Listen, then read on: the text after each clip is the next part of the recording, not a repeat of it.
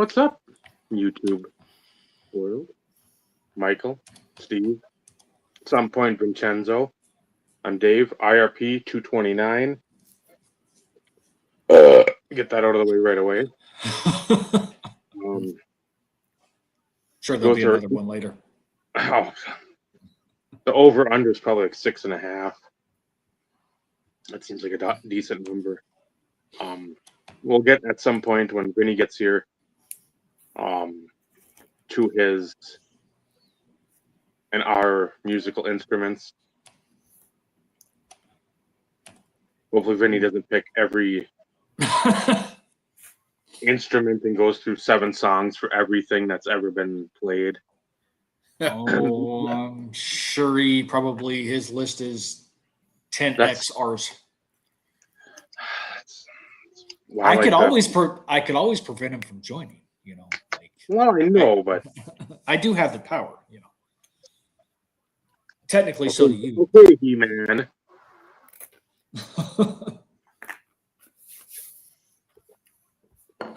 I have the power of the button. And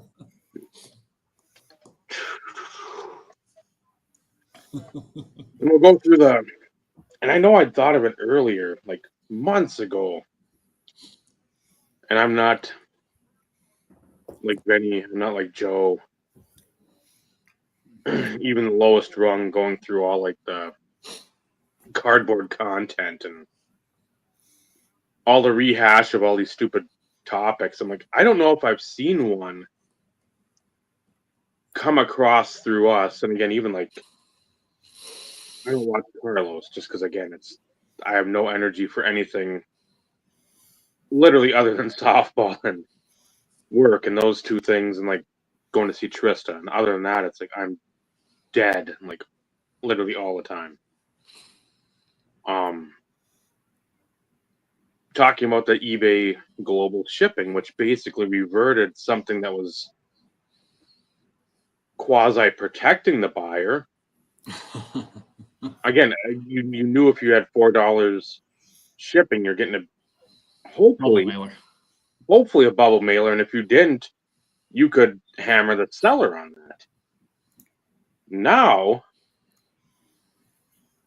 it's fucking PWEville, which we're going back to the early infancy of Yahoo auctions, Bidville, early eBay, Beckett, the buy sell trade. It's just like, and it isn't just where people think, hey, I got a Ellie De La Cruz Topps rookie. Base, yeah. It comes in that. Okay, that's acceptable. But is it though? My back in the day, my Kevin Garnett, a cut above, came in a PWE from like the Philippines. But see that I could understand to a degree. Not that it's acceptable. I'm not saying it's acceptable. But because of like astronomical shipping fees out of certain countries, I could understand that. Yeah. Like I bought the small collection I bought from Germany. It pretty much came in 2 thin pieces of cardboard around pocket pages and then taped. And it still cost the seller I think on the postage it was like $42 or some shit. Yeah. So because I think Joey paid a significant amount of money for some really rare Bart Star stuff that a guy was selling. This has been several years ago now, but like his 04, I think it was 04 Ultimate Collection Jersey Auto Star out of like 25, which is one of my favorite star cards. That was one of them. I know the shipping was a little iffy on those when he got them, but I think it was super expensive. Well, I like my Flawless 101. I don't remember. I don't know if it was the Philippines, if it was Dominican Republic. Like, I don't even freaking remember. It was overseas. It was somewhere technically overseas. Mm-hmm. And like we agreed to split the shipping. like Michael, I'm sure remembers the story. I lost the auction. He came back a few days later. I got the second chance offer. And he's like, I'd rather deal with you because you were cool. This other guy was continuing to dick me around. So, like, I know that we can make this work. Yeah. And I ask, because shipping is so expensive, I want to make sure this is insured. I want to make sure this comes in great condition. Can we split the shipping? Absolutely. Absolutely. And it was 20 or $25 that I had to pay for half. It's like, I was okay with that. Yeah. And that's the thing, though, when we got something like that, and again, even with the KG cut above, and for good measure, it was a very yellowed top loader. It was even better. The videos in my archive somewhere on YouTube. I'll have to go watch that because I will too, because I can't remember where it came from. I vaguely remember that though. And I knew it was when you brought it up. Like Kevin Garnett was not the card that I would have thought of. Yeah. But again, like not that it's okay, but for something like that, I can understand. To me, it's still unacceptable. If you're going to sell outside of your realm, outside of your country, like take into consideration what a card could be valued at to then associate and make sure you're charging comparable shipping to send something protected. Because that card, although it was like big then, it's even bigger now. Definitely. Well, I'll tell you, one of the big packages that I sent to Ty when I was selling off my clay collection, it was, I think it was around $4,500 worth that I sold. Or that's what he paid me, was somewhere around that $4,500 mark, I think. And I ended up shipping that FedEx overnight. And I want to say that cost somewhere in the neighborhood of 120 or 160. And I'm sure you insured it though too, right? Oh yeah, for sure. The bulk of that was probably insurance. It was. Because I think it was like 60 something to do overnight. Yeah, which everything is pretty much dim weight nowadays. It doesn't matter, which pisses me off when both FedEx and UPS went. Because used to, if you shipped anything air, they charged you whatever was greater. Uh-huh. Now, since almost everything is dim weight, they're basically raking you over the coals because dim weight again typically is the higher value or the higher weight, I should say. So it's the higher charge. So it doesn't matter if you send something 2 pounds, it's automatically you're probably going to be paying for like 5 pounds because of dim weight, depending on what size box you put it in. It's like, really? Because dim weight is always more expensive than regular weight, package weight. What does that stand for? Dim weight, dimensional weight. Okay. So basically the size of the box. It's like length times width times height divided by something. I don't remember what the calculation is. But the reason why they did that is because of the amount of space in the plane. Right. Yep. Yeah. But again, like it was always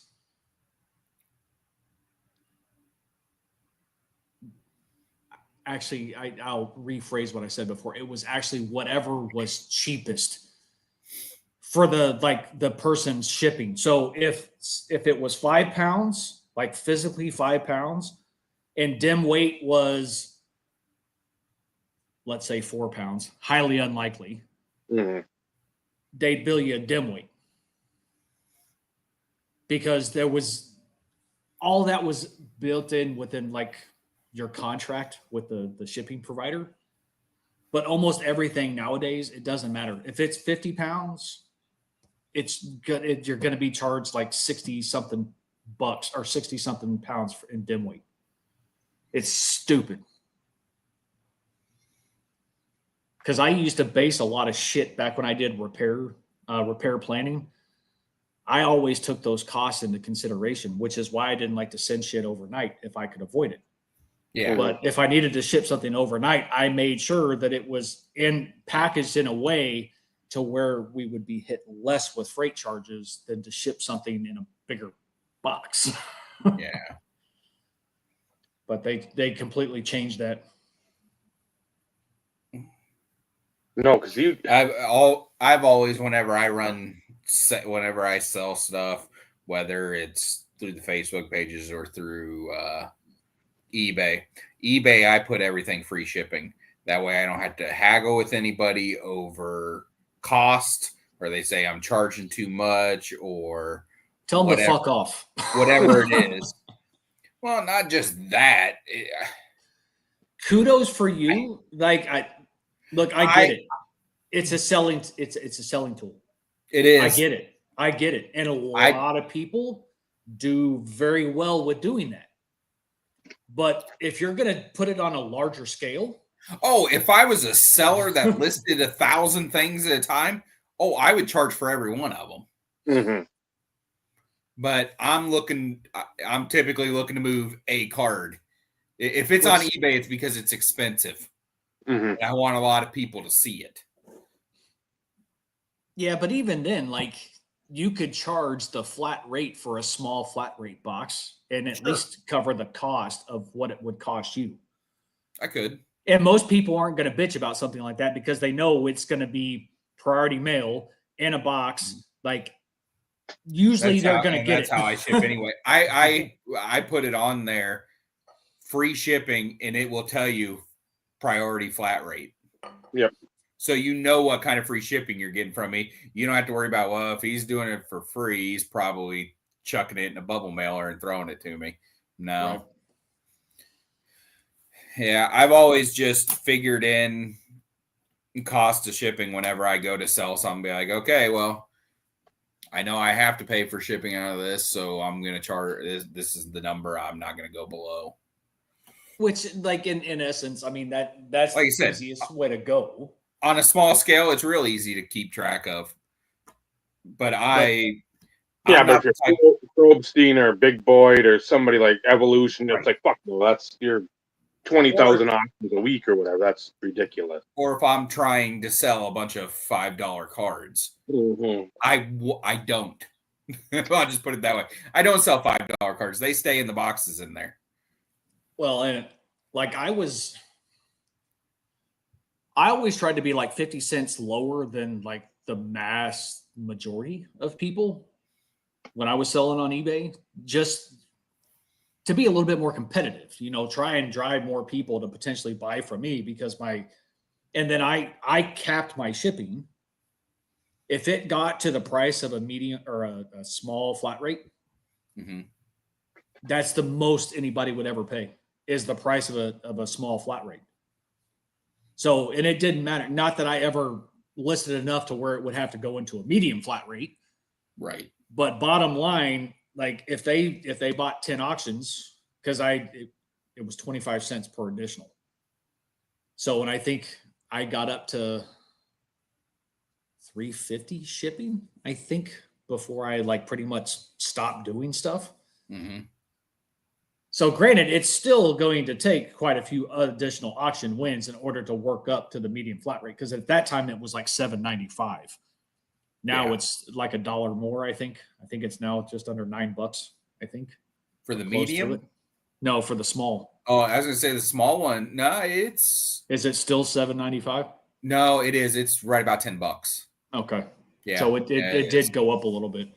Mm-hmm. But yeah, and that always worked out for me. And like you, unless it was too many cards, I would always package them in a bubble mailer into the small flat rate, like you always do. Yeah. Mm-hmm. Now I wouldn't address it like you do to save face and make sure somebody gets something. Yeah, it's just something I started doing, and it's smart though, man. I mean, it's just one more level of maybe something good will happen if they fucking crush the box or it rips open or whatever. The contents will still have an address on it. Right. And if they're not shitty people, they'll try to find a way to get it there. Yeah. Well, if it's USPS and they fuck it up, like they have to reprint the shipping label and they eat that price. You already paid for it. Yeah. Oh yeah, by the way, we fucked up your box. We have your package. We still want to ship it. Send us X amount of money. No. No, I already paid you to get it to where it's going. This is on you. Yep, yeah. You fucked up. You fix it. They're you like, eat it. They're like, okay, it's going to go onto a pallet and sold at auction. Right. Oh, shit. I know that happened. A card I sold years ago. It was a Topps Fire dual autograph of Devontae Adams and Eddie Lacy out of 25. Okay. I sold it. It got lost in shipping. It was gone. And I just gave the guy his money back. Be like, it sucks. I just had to I lost the card and the money. It is what it is. Yeah, that's the worst part.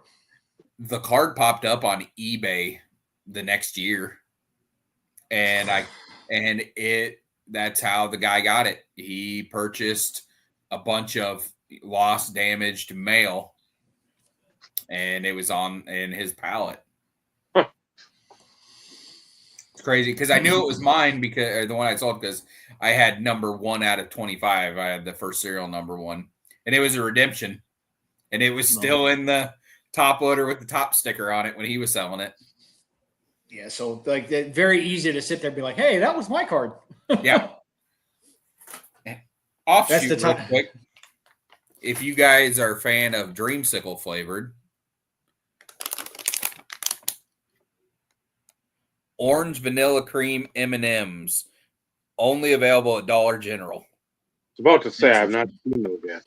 They are stupid good. Because I love Dreamsicle, so I was hoping they'd be good, and they are. So include that in the Christmas shipment. Yeah. Pull a Dave.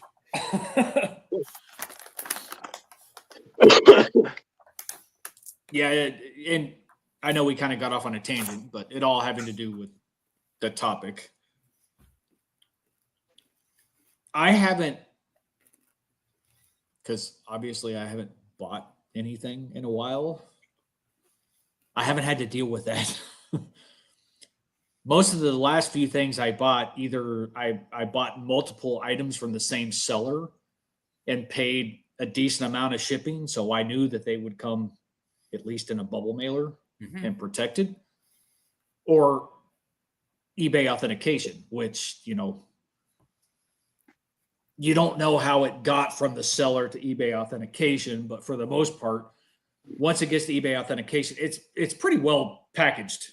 Yeah. I don't know about it now, but early on, everything I've gotten from eBay authentication has been sent really well. I have had a few that have arrived in card savers, which blows my mind. Yeah, but and I will say, the card saver is almost better than my this one. This Favre arrived in a top loader, but the top loader was too big for the card. Oh, so lovely. It was super loose in there, and if it wasn't packaged the way that eBay authentication packages everything in those tight fit boxes, that card would have came out of the top loader because it wasn't in a team bag. Of course it wasn't. See, so, that's something else that kind of would chap my ass. We've chosen these people to authenticate these cards. We didn't choose shit. They forced us to do it. No, eBay chose this company. Yes. Not us. eBay chose this company to authenticate. They, of all people, should know how to fucking package and ship cards. You would hope. Come on. But all eBay did was send out a contract, have companies bid on them, and likely took the cheapest one. Oh, of course they did. I mean, because it's a third party. Well, is it CGC? I don't know who does it. I thought it was one of the graders. One of the lower end graders.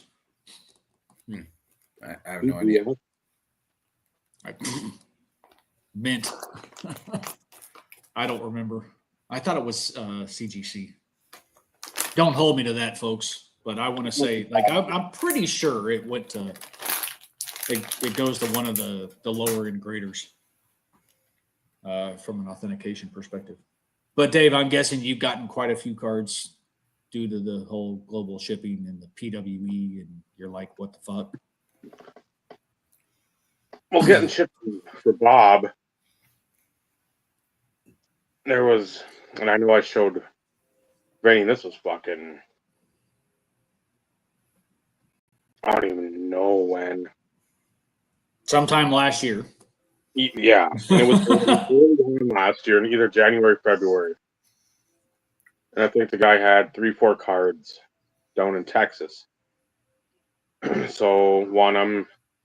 And again, there was no combined shipping, so it was like $15. And I'm like, yeah, that should be illegal. And I'm like, okay, whatever. Like, they're going to Bob, so I don't care. And you paid almost nothing for the cards. You probably paid more for shipping than you did for the cards. Yes. Which so I think two were the same, but the patches were different. Then another was a variation on that, and I think another was a different patch to like 25. 2 of the 4 showed up. Because in infinite wisdom, and I mean, this has happened a lot, and I hate it, and I'm probably one of the reasons I don't like being around the hobby, because people are so stupid.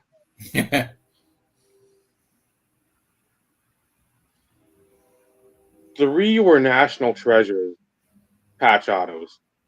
Yeah, which for something like that, that should be top loader, team bag, bubble mailer. Yeah. Not cheap products. 2 magnetics and a PWE. 2 magnetics and a PWE.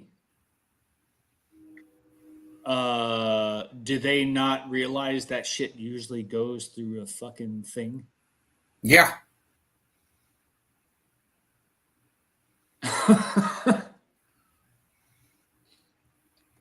Anyways. So Stupid I get is an understatement. And it come one package came in it was ripped completely. There's nothing in there, obviously, and it had the stupid post office, like the envelope or the clear thing. Like this is what came, so we don't know what happened. And sorry, we fucked your shit up. Yeah, we're sorry. Have a great day. And for me, it's more on that dude. I'm like, I get where they fucked up, but the dude putting 2 magnetics, one somehow fucking making it with like tape on it, and I took a picture and I said, "What the hell are you doing?" He's like, "Well, I've shipped that way before," and I'm like, "No, you haven't. No, you have not." I said, I've been doing this for 25 years, and I've never seen this stupid shipping method ever with anything. It's like putting a basketball in a bubble envelope. You're not going to fucking get it to where it's going. What are you doing? Or freaking Best Buy putting a blaster box in one of them fucking brown recycled fucking air nail things and not expect the fucking box to get crushed. Put it in a brown paper bag and fucking send it on. But it would have probably been better that way. And I'm like, what? So, well, I can refund you that. I'm like, the money, I paid so fucking little for it. That money doesn't matter. No. I'm like, you ship this shit better, Chief, because I'm going to fucking ding you hard on this. And that's not on me. That's on you for being stupid. I've shipped that way before. Nah, bullshit.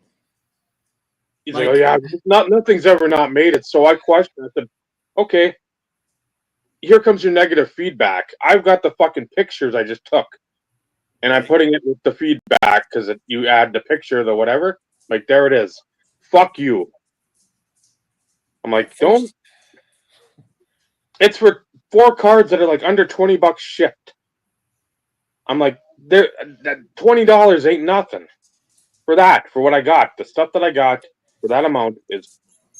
He spent Okay, more another day, money on the twice he a day. spent more money on the fucking mags than he did on the fucking shipping. Like, use your fucking head, man. Yeah. I mean, come on. I've shipped like that before. To hell you have. Because and nobody ships a mag in a PWE. no, and I don't think that if I tried to take that to my post office, they would accept it. No, and that's the thing that's crazy. I'm like, somebody there has to be like, dude, you can't do this. It's gonna fucking get jacked up in the machine. They would tell me right off the bat that that's not this work. goes through a machine, it will rip open. And they would not, they were like, you need to put it in a bubble mailer or a box. Yeah, it'll be instantly destroyed. Yeah. And I'm just like, well, okay, so I'm going to play devil's advocate, which, I like to do from time to time. especially with me. and just in general.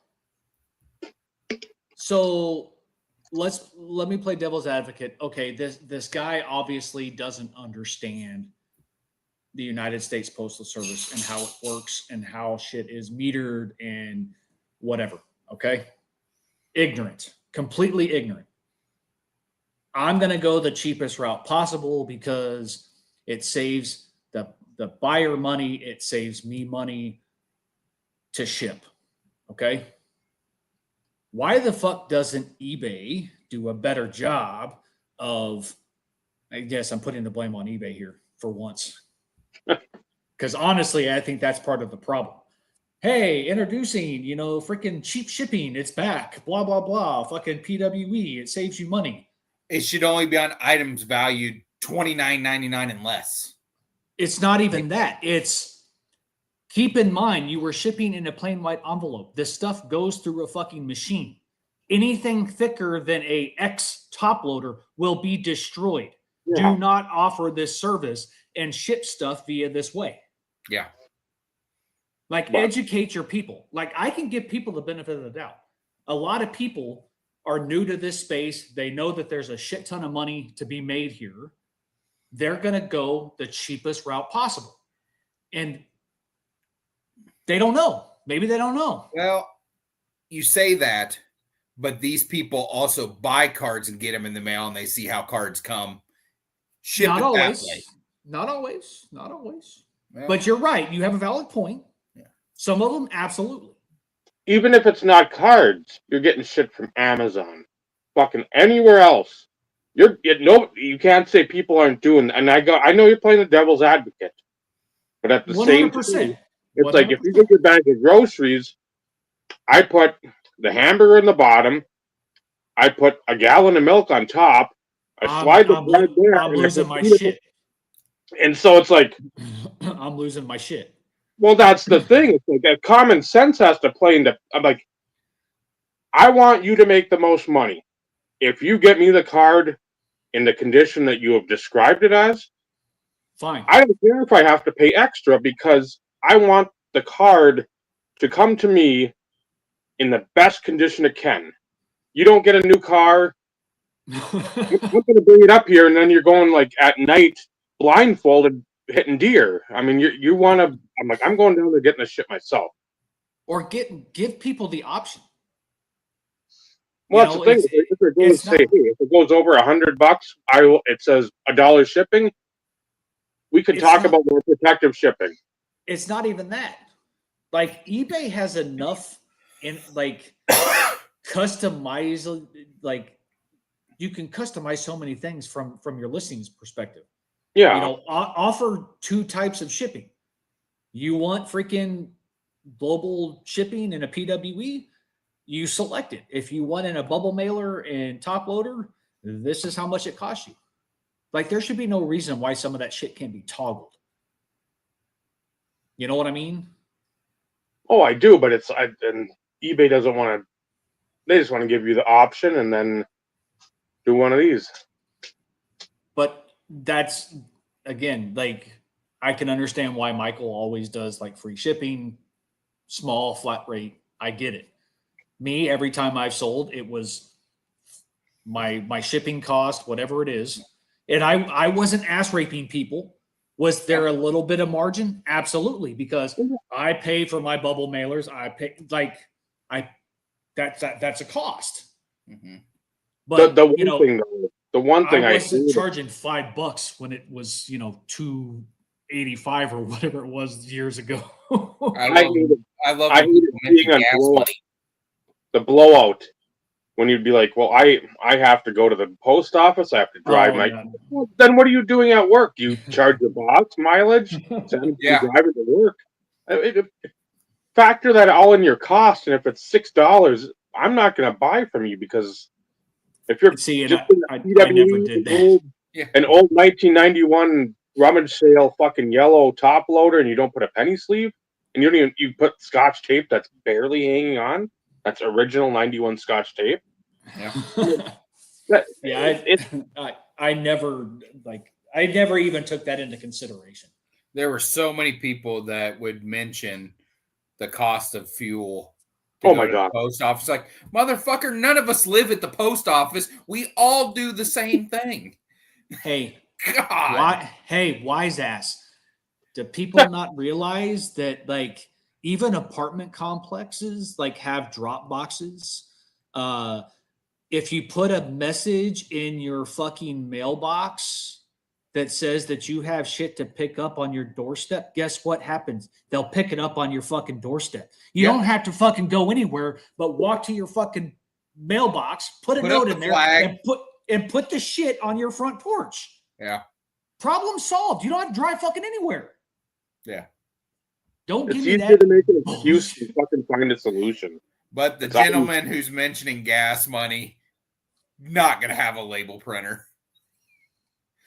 Well, the person that's mentioning the gas money in like those posts on Blowout or Beckett, they got blown up quick because it's like, shut the fuck up.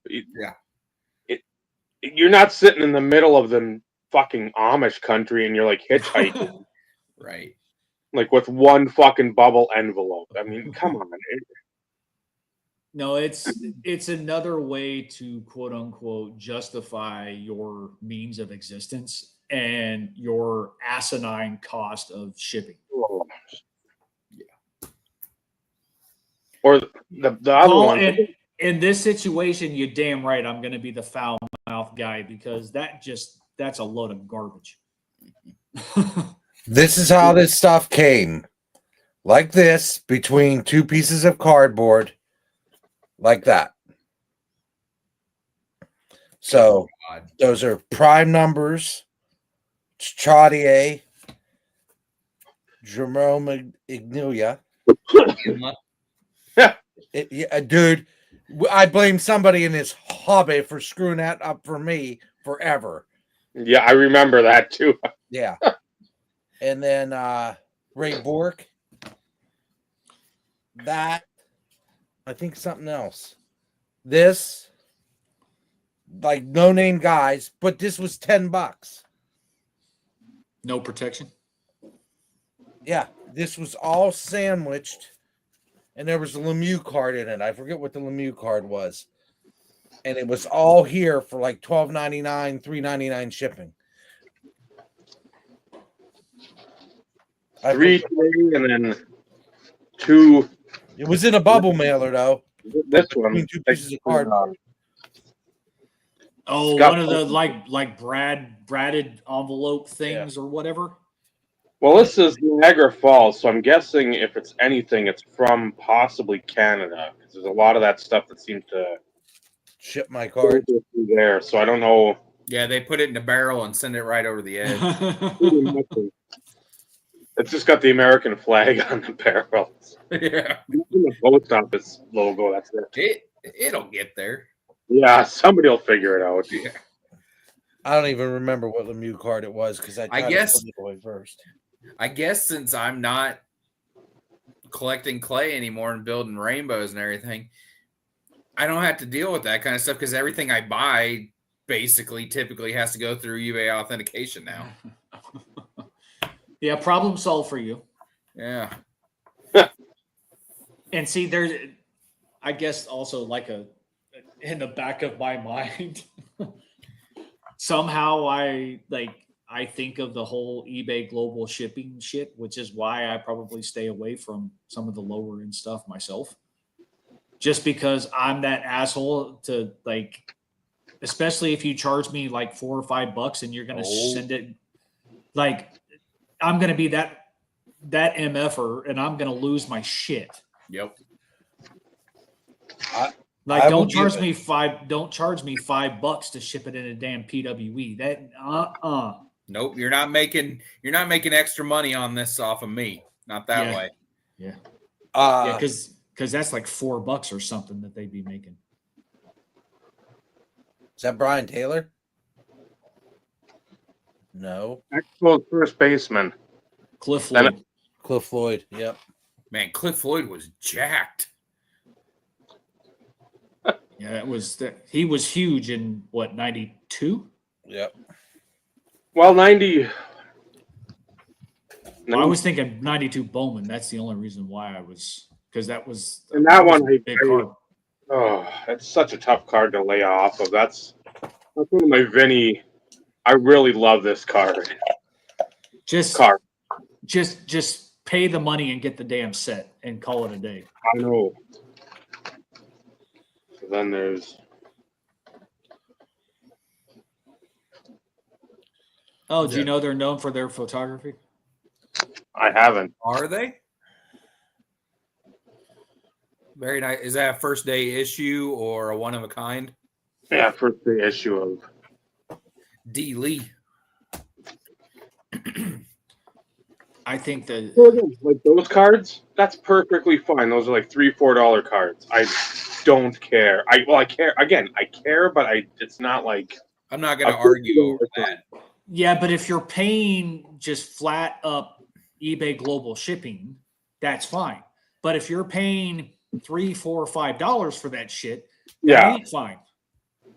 See, I can't show this because I got to confer with Vinny on a specific list. I'm sure one person on this panel has it. Nobody has bothered to ask for my updated list. Well, unless you got something that I don't know about. Mine's pretty decently accurate.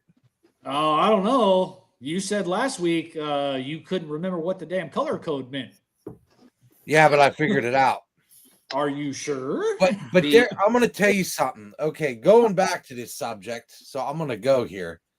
Last Christmas, so we're going to go. We might as well do it now. Last Christmas, I gave you my heart. Yep, that ran through my head too, Dave. The very next day. Where in the hell is it? See, I don't need a checklist. Heart, so I broke her jaw. Oh. I don't need a checklist because I'm lazy and be like, man, I don't know if he has this one. I'll just go look up Terrell Davis 101s. I know he doesn't have it. Yeah. So I don't have to worry about a checklist. Something to 2 or to 3, be like, you know what? More than likely he doesn't, and if he does, he can move to something else. Yep. I'll get the whole print run. Here it is. That or 2/3 of the print run. Clear. Lacombe. Ice Premier. Is that a die cut? No. Okay. The regular rookie. Again, another 199, or is it one of the higher numbered? 249. Okay. So I got next tier. Yeah. I got you a TD from 1995 Signature Rookies Auto Phone Card number 19, Terrell Davis. Yes, I have that. But on your list, you must have got it somewhere else because it wasn't red. The one that's on there is not autographed. Oh, so let me look at this again. It's just the phone card. There's no auto designation. Oh. Which, again, is still fine. It goes into the Broncos auto PC. It's not that big of a deal. My dumbass didn't see the attributes column. That's something. That's very important. Oh, that's what I did. stupid? No, not stupid. No, because see, it's in the attributes column on the list of stuff you don't have, it's blank. So, and I got you the one that was autographed. Now that makes sense. That's how I read it wrong. But I usually confer with one of these two guys about it. Again, I don't ever bitch. Because at the end of the day, like, it doesn't matter if I have stuff or not. This is why I normally don't give my checklist. Yeah. Because people take this for what it's worth. I don't mean anything like by this. People try so hard to find stuff that I don't have. There's still a ton of shit. Don't get me wrong. But what I try and always tell people is look at the later years. 2020, 21, 22, 23, 24. Because a lot of that stuff, I stopped picking up so much probably after 2016. Because I was still buying stuff from 2016, even though like I was still trying to knock out a crap ton of stuff from 2015. Until I realized it's like, okay, this is getting ridiculous. They are increasing the number of cards they are producing as the years progress. I am never going to be able to stay up with this. Okay, 2015 is the cutoff. But anything like 2020 for sure and newer, chances are I probably don't have a lot of it. But then my checklist is current. I will send it. Okay, that's even better. Because I did finally because it took me a bit. Like we had to get settled in here. I had to get everything pulled out. But like the patches and the autos have been audited and integrated into the collection. So those are all good. And then I have the stacks of everything else that's sitting over here staring me in the face that needs to be integrated, and then I'll audit at the same time I integrate. But so there may be a what's that? So that's like the COTS say what it came in. Okay, foam little Okay. bubble mailer, and then the invoice wrapped around it. Not that it's going to do much to anything, but still, it's comparative to all the rest. That's like that, and that was I used to always print that off and send that with every purchase. And I'd even put a handwritten note, thanks for your purchase, and I'd sign it. Yeah. Or always one like, hey, and again, not that you're ever going to go back and look, but it's like, okay, here, check out my other auctions down the road. I'm always adding when it's people that are doing that stuff. But yep. Southgate, Michigan, so it's got to be somewhere around Vinny. That is, I've heard of it. I got to think of where it was. he's got to pull up the map. He's got to pull the research. Like I've been here for 15 years and I still don't know all these places because I didn't. Now in Pennsylvania, I could take you wherever, but dude, I've lived here all my life and I couldn't tell you every freaking place. Well, you're in Texas, a little bit bigger, but still. Yes, my checklist will probably be 99.98% accurate when I send it to you, because there could always be that one or two that somehow got checked off and it shouldn't have been. But I got a Tops. Oh yeah, I know where we're talking. So that's over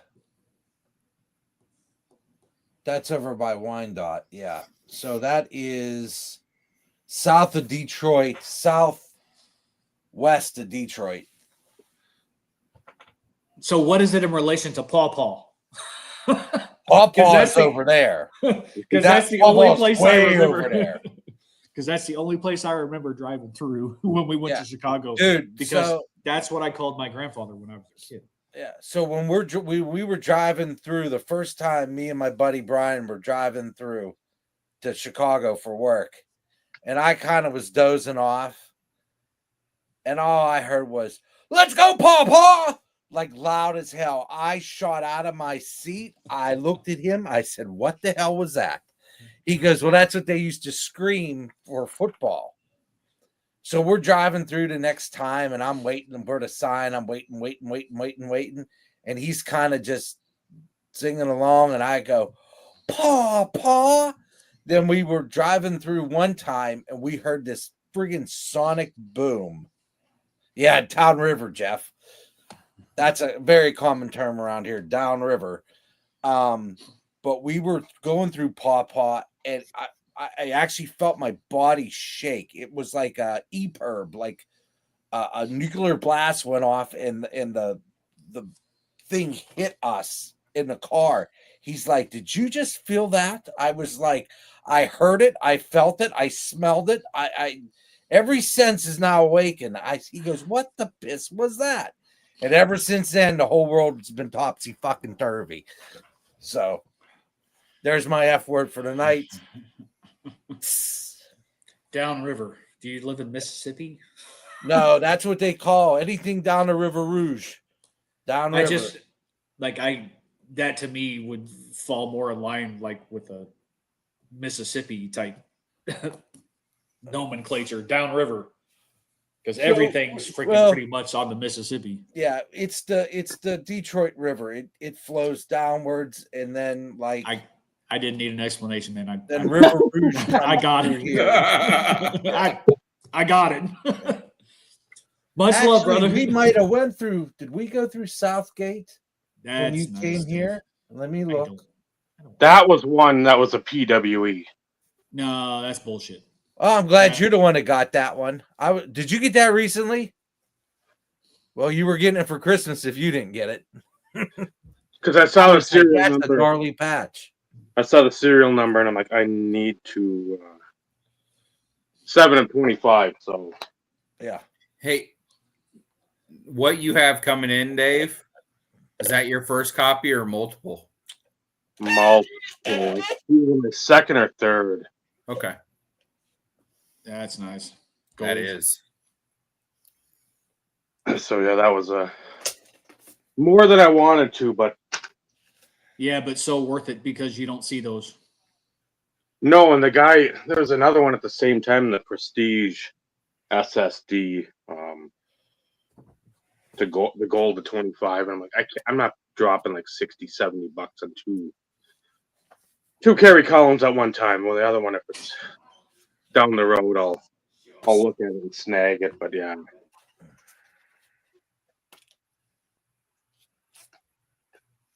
Nice.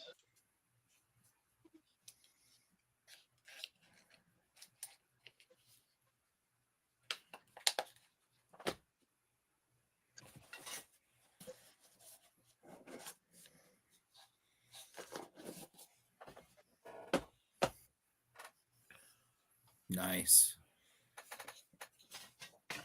Which is nice for like the old Derek Lee stuff, because I don't do anything with the Cubs. I've looked. There's somebody who was about a month and a half ago. Must have collected, and he collected in all the good years for the Cubs. All that 05, 06 upper deck. I missed what you showed, Dave. I want to see it. The 05, 06 upper deck stuff, and it's just like, the ultimate 09, the patch, that jumbo patch. But okay. And again, nothing. And then two Kotses. One is with the fractal Z die cut, and then the materials to 500, the non-die cut. So again, cheap, fun stuff that I'd buy anyway.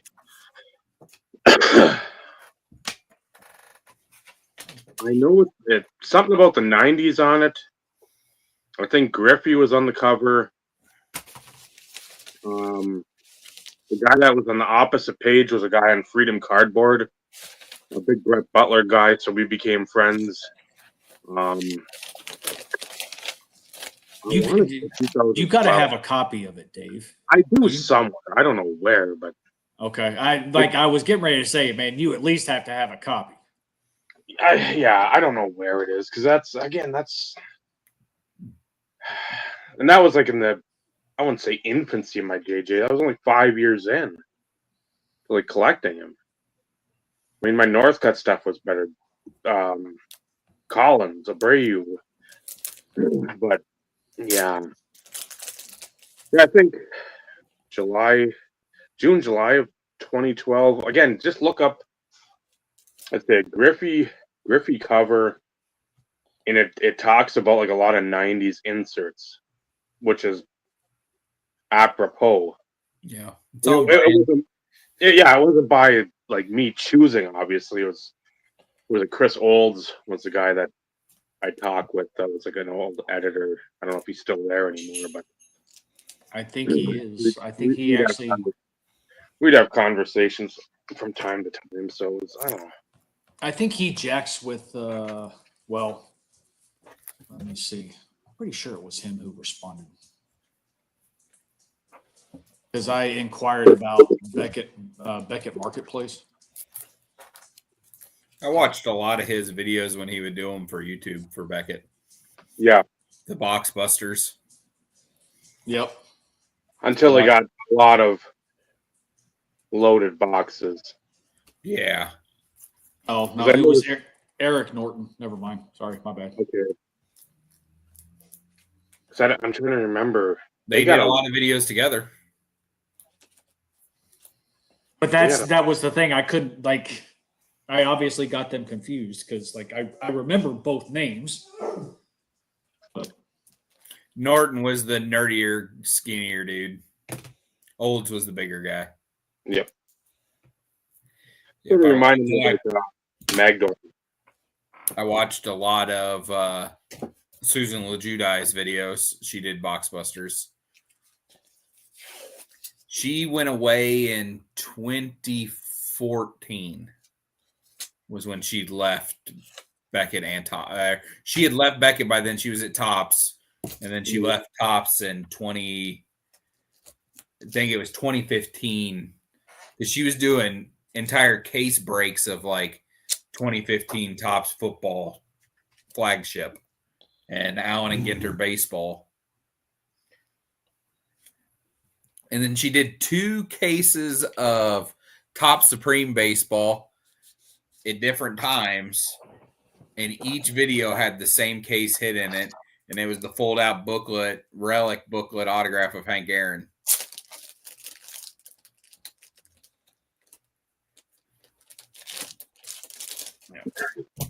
Yeah. That was the one thing that I know got a lot of people ticked off too. When you're getting not only a case hit like that, but you're getting like a product hit. Yeah.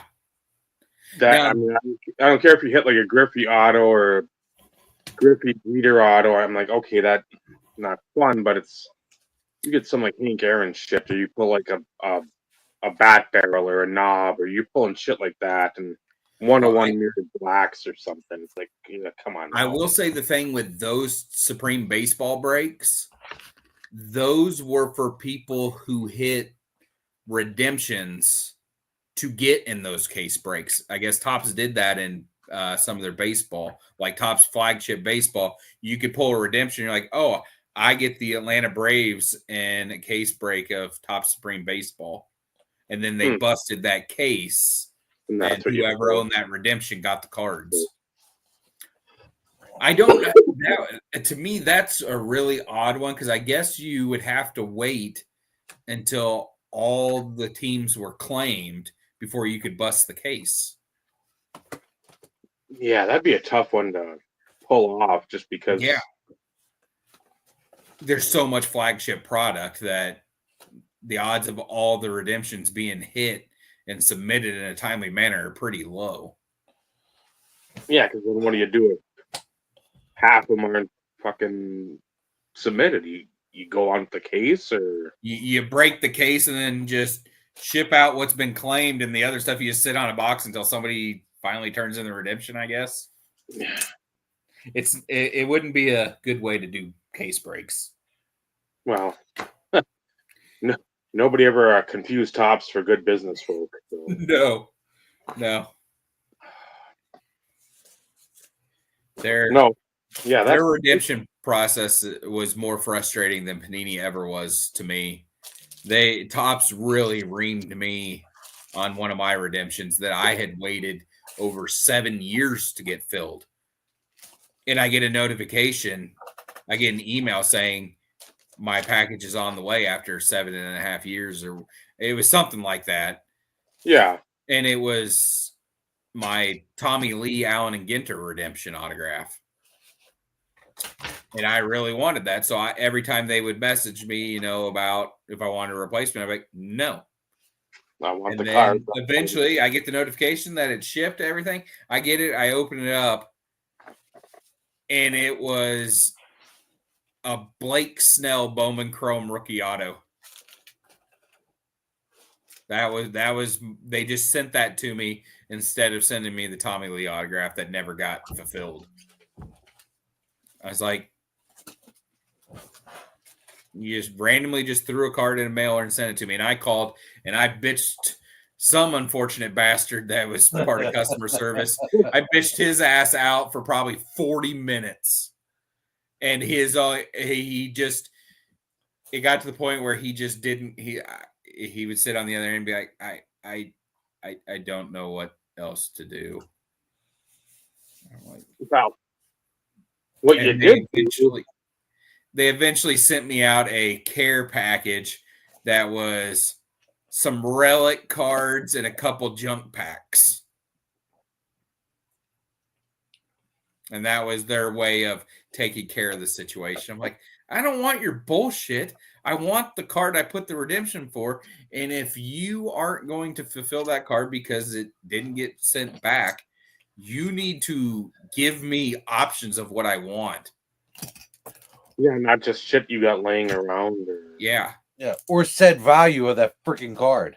Exactly. And that was the really frustrating. That one upset me more than any. Panini, I knew what I was getting into with Panini, but I would only buy redemptions of players I knew who signed all the time.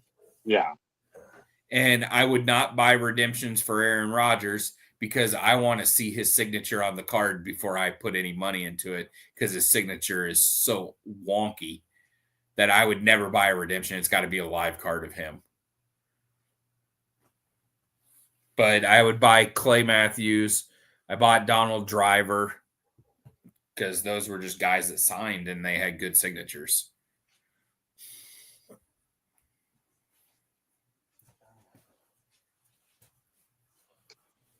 No, that was always the thing with that shit. Even if people are signing, I never wanted to force myself into like the corner of like, do I want to buy a redemption and hope to fucking God that this, like others, would be fulfilled and signed, and instead of holding on to something that who knows when it's going to get processed through, or who knows if it's going to actually get made, or if it gets made and then what? Will they sign it? No, probably. Yeah, I'm just,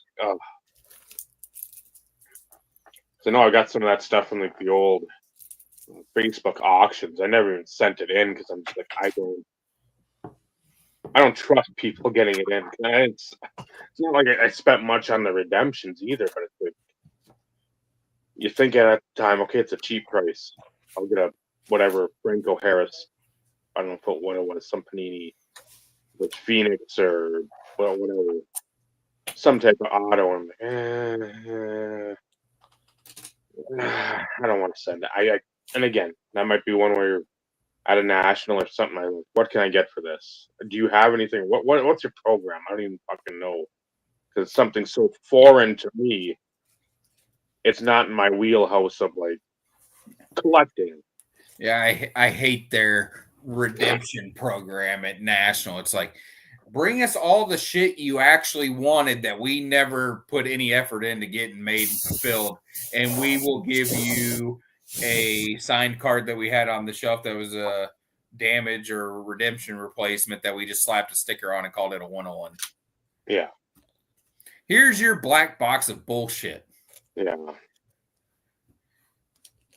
Them cards are just straight junk. I don't care for them at all. The one TD that was in a black box one year was actually pretty sweet, but I wasn't going to pay the asking price.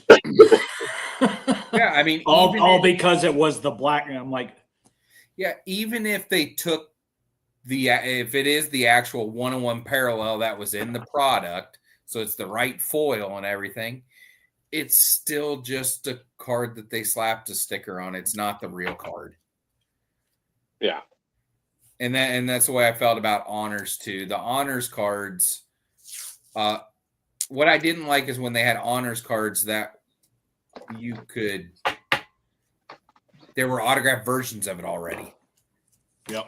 Originally they had autographs. I don't want Another one that's lower number. That's just hand numbered with the Sharpie. Yep. I didn't mind the cards. Like if there used to be a couple of them on eBay and I just kind of stayed away from them, but I would actually buy one now. And there were a couple of Aaron Rodgers impeccable base cards that there was never an autograph version of, and they signed them. They were like numbered out of 2 or out of 3, but those are just good looking cards. I would actually buy one of those. Or again, like the recollection. Yeah, I don't know when you have the actual embossed stamp in here. Yep. I remember I had from way back in the day, it was playoff honors, I believe. Yep. Is what it was. And it was a John Lynch autograph. And on the back, they had taken silver foil and completely covered the serial number. Because it was a buyback card that they had signed. And I'm pretty sure it was playoff honors is what the product was called. But they were legit buybacks. They weren't just blanks that they had on the shelf. Yeah. They did that with the TD Salute. Yeah. Protected with that with a lot of stuff. So 15 cards, all numbered to 150, I think in 99. And then they did the buyback autos in 2001. Everything was hand numbered. And they all had the metal or the silver foil covering up the serial number. And then what's interesting, like I have one that's different than all the others. Because and I'm probably going to get this wrong. And I could probably get up my ass and go pull the box, but I'm going to be lazy. Yes. Acceptable. I want to say I have one that actually has foil that actually says playoff on it or honors, and all the others don't. And I can't find anything about that card. Huh. Nowhere. Interesting. Because it's not hand numbered. It falls in line with the 2001 playoff honors buyback stuff. But it says either playoff or honors on the silver sticker, and all the other buybacks don't. They're just silver, or vice versa. Like, again, don't quote me on it. But with the newer honors stuff, they did buyback of some of the cards too, that they just had, basically on card autos and hand numbered stuff. Well, and I know they had originals too, because it was playoff honors. It was in the product, but you could hit originals, and it had a sticker on it that would say original. So it was a real buyback card. Because I remember that it was the year of the Brandon Cooks out of 99 fiasco, because Tom Brady Contenders was one of the original chases. Oh, was it? Yeah, that was the big card in the entire product chase. Was they put a Brady Contenders in there as one of the originals. That would have been huge. Yeah, and that's what a lot of people thought that guy stole.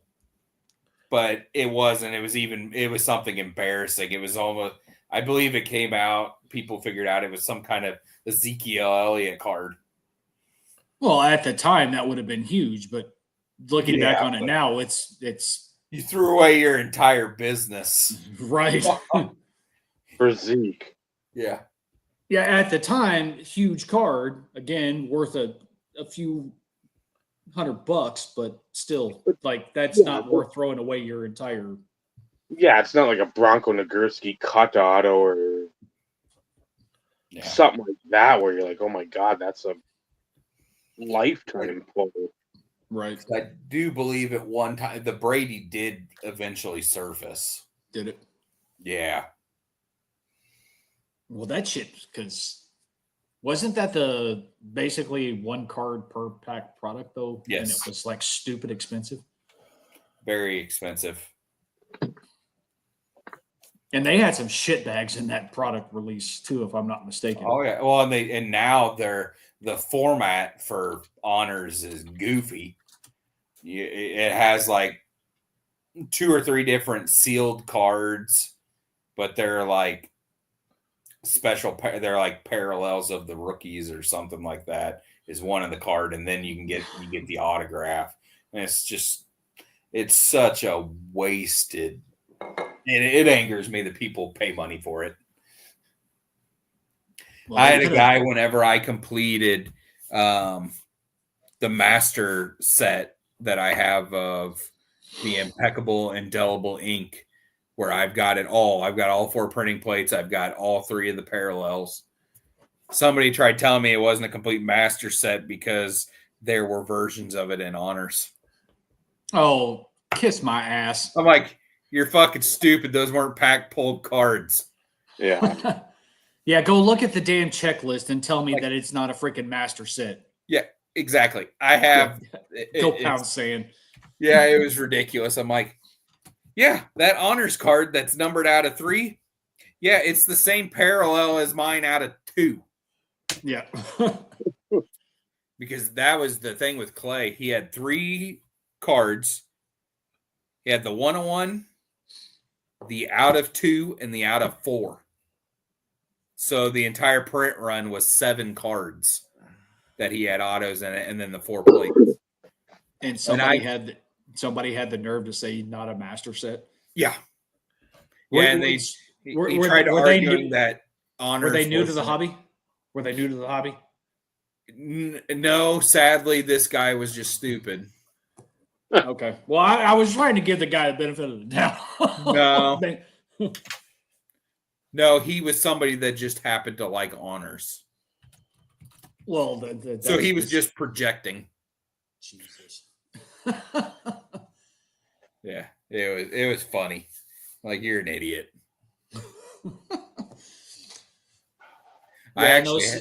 In those situations, it's better just to, like, you know what, believe what you want. I'm done wasting my breath with you. Go play in traffic. Yeah. Yeah. I actually had all 4 plates before I got the 1 out of 2. I could see that. Yeah, the card out of 2 was, I believe, I think it was the last one I needed. It was either that one or the 4. And the 101 took me so long because it got into the hands of one of the worst Packers collectors there was. Ouch. That dude, he's on the spectrum and not the good end. He was incredibly difficult to deal with at any point in time.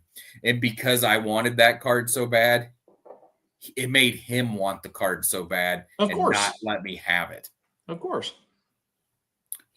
And I eventually overpaid for it. I did eventually get it. But I think I actually got it. I believe I paid less than what I had originally offered. Well, so all in all, not too bad then. No, it was just banging your head against a freaking wall dealing with that guy. Yeah, frustration. Luckily, last I knew, he had sold everything card-wise. I was waiting for you. Lucky for us, he's dead. Yeah. I mean, I don't know. I don't know why, but that's just what I felt Michael was going for. Yeah, I mean, he might be. Of course, Vinny going sadistic. Like he's either dead or he's got people in his basement. Well, then or both. Then he could eventually be dead, but via execution. I mean, allegedly. Yeah, he was a big old weirdo. Everybody in the Wisconsin area knows of this guy, and knows he's next to impossible to deal with. Yeah, so that's not something you want to be known for. No, and it sucks because he always managed to get a hold of really cool rare cards. And it's like, son of a bitch. You see him because he would list them for insane amounts of money on eBay. Of course. And but yet he's a collector, right? Oh, sure. Yeah. Collector of money. Yeah, exactly. Collector of Benjamin Franklin. Yeah. Yeah, Joey has his guy, old Chuck Master with the Bart Star stuff. Oh. He's got some that guy's a hoarder of hoarding, and yes, he is. And he's not even a Bart Star fan. He has it all because it's rare. That makes no sense, though. No, he likes hoarding it, knowing others want it. I mean, he probably is a Bart Star fan, but he wasn't alive when the fucker played. So, well, most of us weren't. No, but that's why, I mean, yeah. I've never been one to collect people I didn't see play, except for my wanting to own a Lou Gehrig. That part's different.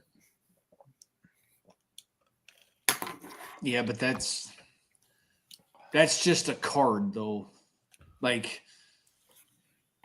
it's on a different level comparative to, memorabilia or autographs of players that you haven't seen play. Correct. It's just it's a card.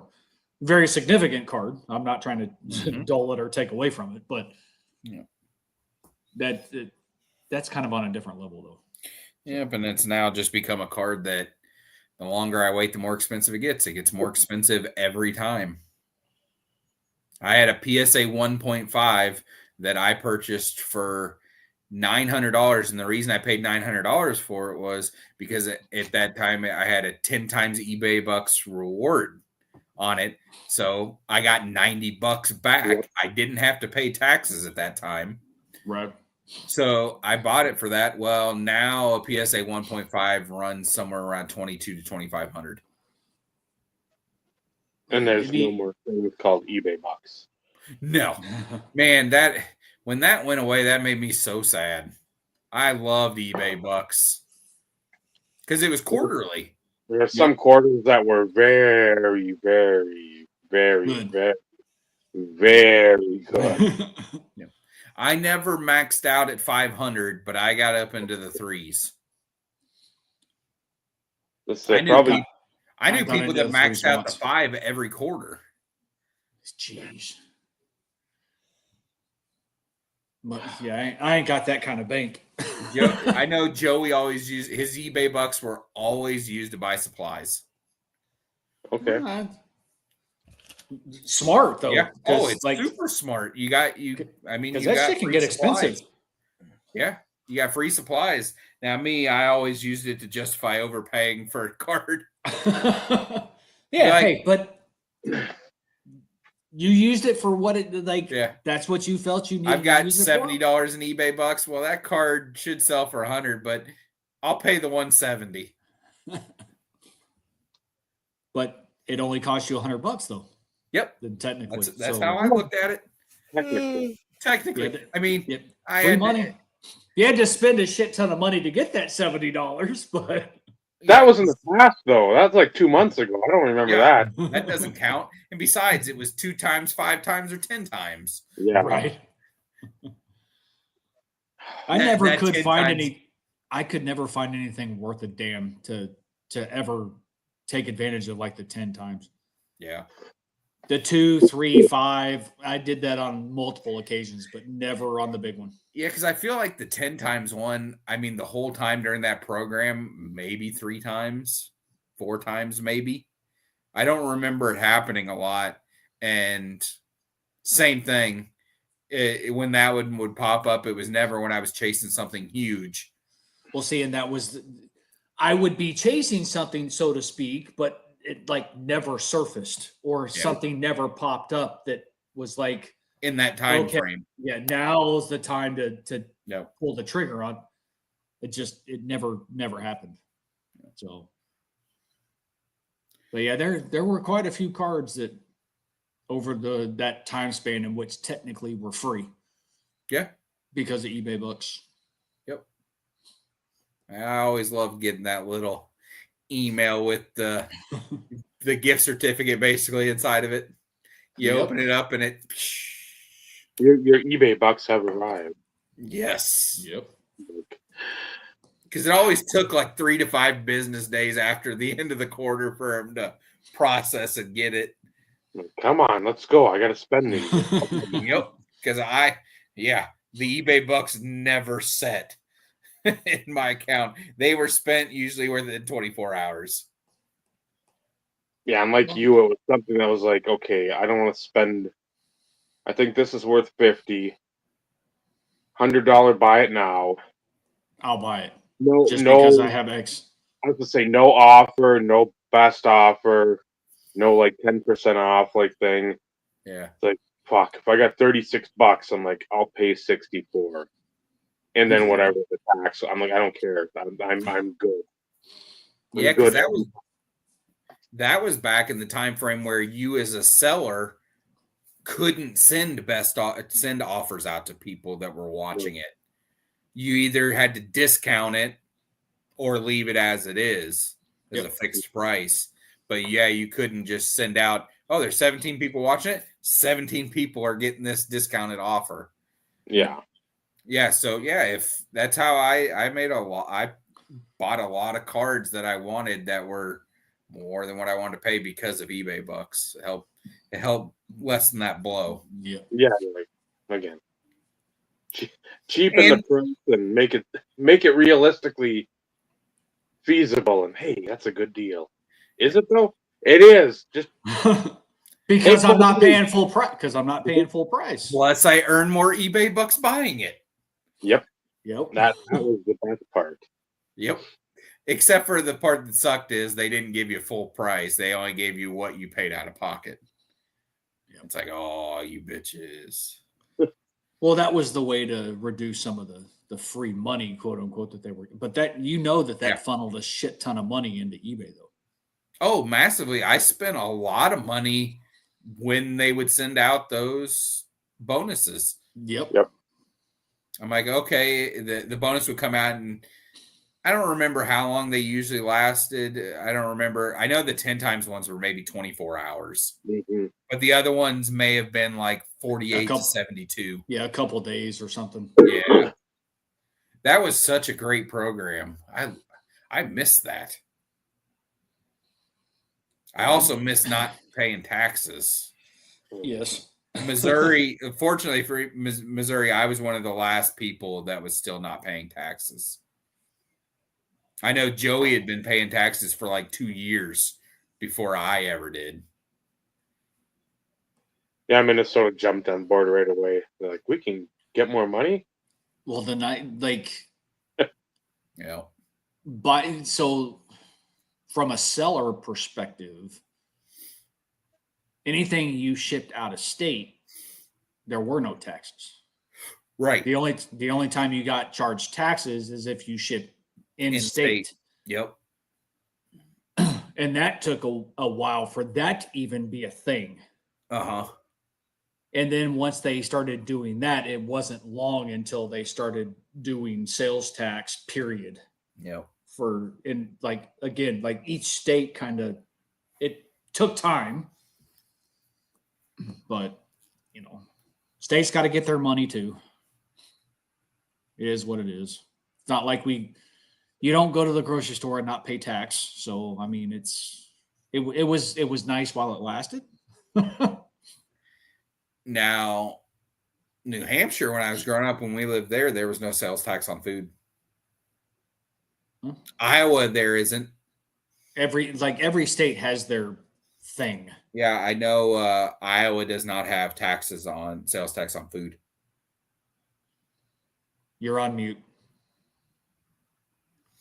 Certain things in Michigan, food-wise, there's no tax, but then if it's prepared for you, there's tax. In Pennsylvania, there's no tax on clothing. So when I go to Pennsylvania in the 2 times a year I go now, I hit those freaking outlets for clothes for me, Cece, and Meredith. And Dave. And I'm like, Shelby, do you need anything? Then I'll go to like Gabriel Brothers. Bob's not here to talk about that. They're like, huh? Is it a Pirate Star? No, they have like clothes cheap. They're like almost like they started out as my brother bought a Packers jersey there, Brett Favre, but there was missing an E at the end. So he paid $9 for it. So in other words, it was the reject store. Yeah.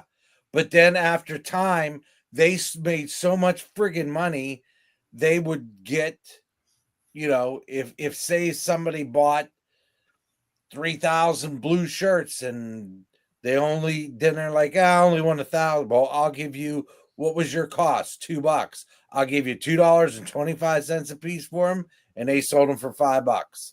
So they made double their money.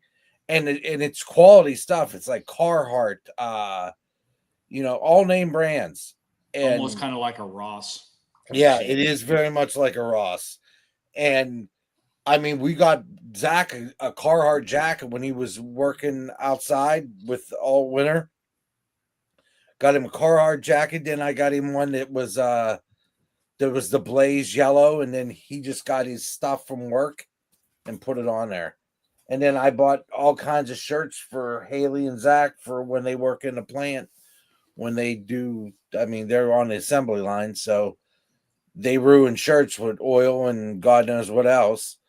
Here's really good quality shirts that I paid $5 for and ruin the damn things. Who cares? But they're quality shirts that you're going to get a year or two out of them. They're like Carhartt t-shirts that are good. And for that $5, it's going to save you $30 in the long run. But they just built one in Michigan, Gabriel Brothers. I haven't been to it yet to see what they have. But they have food. They have weird food, like stuff that you'll like look at and you're like, where the hell's that from? Made in East Outer Jabikistan. And I'm like, I wonder where that is. And it's just like places you've never heard of. You're like, But toys, they used to have cards. One time I went in there and they had cards. And I was like, oh yeah. And like sounds like a lot like Big Lots. Very much so. It's another very good comparison. Lots. Now, Big Lots, we have one here in Sedalia. It closed, and it's reopening as called like Ollie's. Because they filed for bankruptcy and somebody bought them. And the company that owns Ollie's bought them all out. They're going to open some of them back up as Ollie's, but then they're going to reopen some others as Big Lots again. That's weird. I didn't know Big Lots were going to stick around. I'm pretty sure they are. Ollie's, I don't know how they do it, but they do it. They filed for Chapter 11. Ollie's Chapter 13. No, Big Lots. I know Big Lots did, but because Big Lots actually liquidated their shit. Yeah. Okay. I knew that. I just maybe they won't be. Ollie's maybe some of them won't be then. Big Lots. No, I think some of them are coming back as such because like I didn't know who bought them, but somebody ended up basically buying enough of it when they liquidated to basically be able to bring some of it back. Okay. I think they just opened too many damn stores. That happens with everything. Yeah, exactly. I mean, that's why Quiznos went away.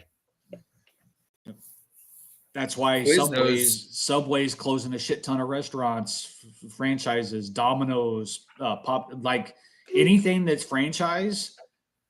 Because as a franchise owner, you can put one next to a freaking one that's corporate or another franchise. Yeah. Like there is no limitation. Well, and and you don't have to follow the prices either. Correct. Because the McDonald's in Knob Noster is significantly more expensive than the 2 McDonald's that we have here in Sedalia. Isn't that weird? One's franchise then, and then you've got one that's corporate. No, I think part of it is the one that's owned in Knob Noster is there's nothing else for it to compete with. Well, and it's very convenient right outside the base. Okay. People go to it it's jam-packed all day long. Gotcha. So they definitely don't like to participate in those advertisements where you see it and say, 2 for 10 or buy one, get one for $1 type thing. Yeah. Yeah. They're like, it says like participation may vary. Yeah. That they're talking about the Knob Noster McDonald's. They don't participate. We were in Chicago. We got one breakfast one morning. No, was it Chicago? No, it was Ohio last year. So we went and got breakfast one morning at McDonald's. It was $14.12 or something like that. Went and got the same damn breakfast the next day. Almost $21. I'm like, how? Make this make sense. As the Trace asking, help me understand, please. Just make it make sense, and it doesn't.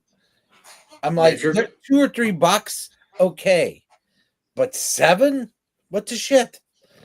Well, but again, like everything has gone to franchise. Like I'm not a huge Chick-fil-A fan, but they actually they do their shit right. Yes, I know. I have reasons though, Dave.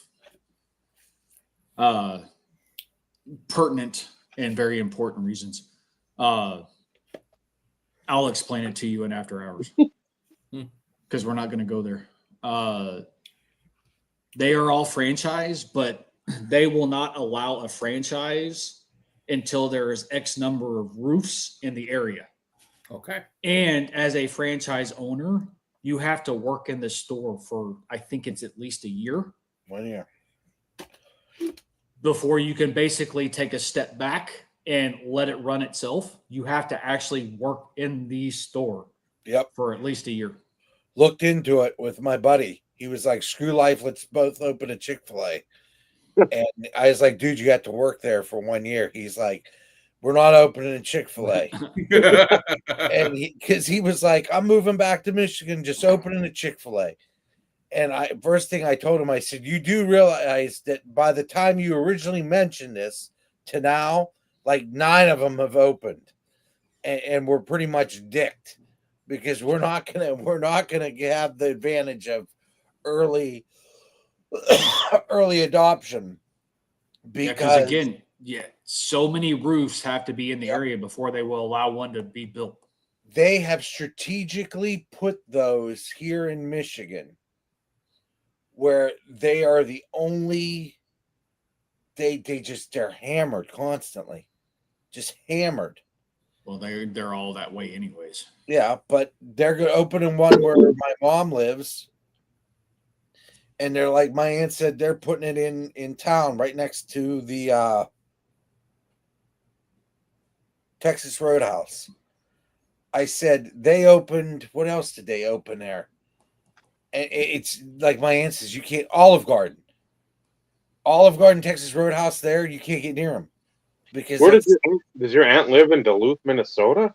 Dude, I'm telling you, if you go to Texas Roadhouse, Uniontown, PA, it is So there's the Walmart, you have a Target, the mall is dilapidated and shutting down. The biggest thing in there is a card store. And all the other places, like the big there was Bon Ton, JC Penney's, all those, they're all closing, and all these flea markets are open up inside of them. So like you can put your table in there and go in there and buy shit. And then there's two sheets. No, there's a sheets, and then there's sheets here. Then there's a Big Boy or Eaton Park, not Big Boy. And it's Burger King. They bulldozed the Pizza Hut. McDonald's. They bulldozed the Wendy's. They put a Wendy's back there. And it's just like, and then for 30, 40 miles, there's nothing. Not a freaking thing. So everybody goes to one place for everything. I said freaking. No, you didn't. You said fucking. I said freaking. But if I said it, I don't really give a fuck. No, there's three. Three. Wait a minute. Did I do that the Inglorious Bastards the right way? Is it like this or it's like this? Which one gets me shot? I forget. Did you ever see Inglorious? That gets you shot. Yeah. That's... 3 more beers. I always see the meme about that, and it's like, we know, brother, we know. You never do it this way. You have to do it this way or whatever it is. I forget. But I haven't seen it for a while. It's because he went like this instead of like this. Yeah. I always go like this. I don't know why. Probably when I was younger. Yeah. I don't know. I know my ones, my twos, my threes. Like my favorite line is, "You'll be shot for this."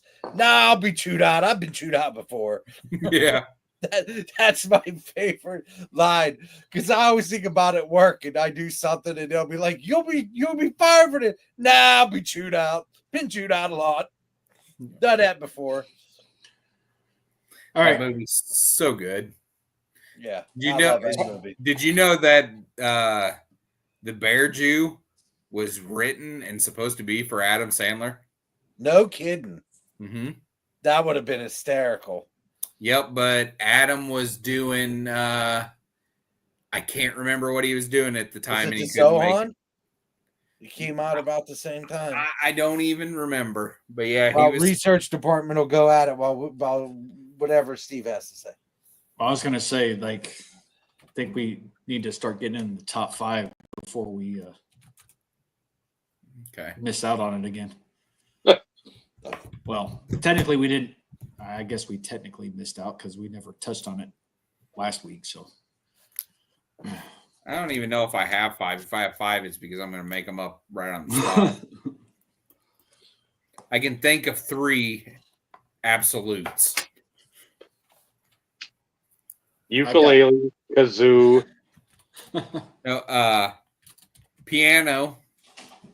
And it is in the live performance of Linkin Park's Pushes Me Away is the name of the song. But there is a live version of that's played on the piano. Shinoda plays the piano, and it is hauntingly amazing. It's been a saved video on my YouTube forever.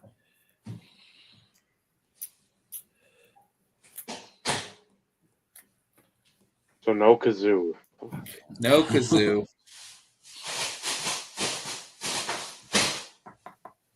No kazoo.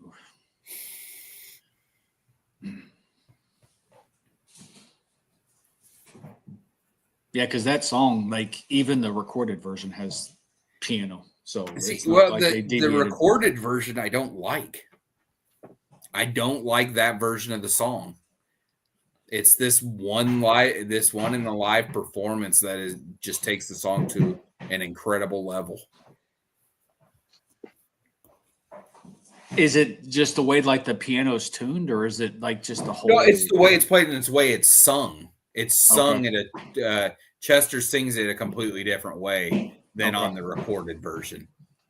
It's very slowed down and it is super emotional. Okay. Yeah, it's just I'll send you over the video, the link to it. Okay.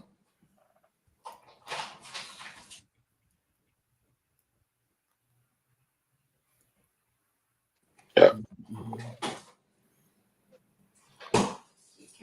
Vincenzo. I was gonna say, is somebody else gonna go? That's it. Two of them for Eddie Van Halen, Dreams and Right Now, and probably Jump. Any guitar solos in those for Eddie Van Halen? Eddie was just it's hard to argue that he wasn't in the top 10 of all time guitarists. Stevie Ray Vaughan, Yeah. Slash, Page. You know, there's so many good ones, but Eddie was he was just good when he made the guitar talk, and I enjoyed listening to that. Just Dreams jumps out at me, and Right Now, and like I said, Panama, Jump, just Purple that. Rain. Yeah, Purple Rain. Well, we'll give Prince his due. He is one of the most underrated guitar players in the history of mankind. Yeah. When you listen to him play As My Guitar Gently Weeps in a tribute, and he just goes nuclear. It's ungodly, believably good. He could play. It's awesome. Prince was beyond talent. So yeah, I covered Eddie Van Halen and Prince. I got two guys in there that I wanted to. So if I'm not mistaken, actually, it might have been found to be a hoax. There was like an interview, and they asked Clapton about being the greatest guitar player ever, and he goes, "Why are you asking me? Prince is the greatest guitar player." Clapton's so good. Clapton is one of the best too. Oh, we need that. Save that for a topic in later discussions, Dave. Write it down in the notebook. Greatest guitar players. So I'm going to go guitar. Freaking huge. Go ahead, Steve. I'm going to go 3 for guitar. You mentioned Stevie Ray Vaughan. Doesn't matter. Any song by Stevie Ray Vaughan. Yep. Phenomenal. Fucking Santana is another one. Carlos Santana, freaking A. Yep. A little bit more unknown, and I can't remember what the fucking guy's name is, but the lead guitarist from one of Dave's favorite wrestlers. Just kidding. I know you're a CM Punk fan, kind of. Now for In Living Color. In Living Color. Cult of Personality. That fucking guitar. Woodstock's brother. Jesus Christ. Vernon Reed. Fucking phenomenal. Mm-hmm. And that was badass to actually see him come out to them playing live at WrestleMania, by the way. That was cool. Yeah. Vernon Reed. I let C listen to Call to Personality. She's like, this song's amazing. How old is this song? I'm like, as old as us. As old as your father. That came out in the 80s, and it's incredible. So those are my main like guitar when I think lead guitar, guitar solo, guitar riffs. There are others, of course, but those are by far like the top ones that always come to mind. I thought he was British. He is. He's from London, UK. Born in 1958. 66 years old. Not surprising. All the best actors in the world are fucking British too. What's his name too? Ricky Gervais. Yes. Who's the guy that's the guitarist for Rage Against the Machine? Tom Morello.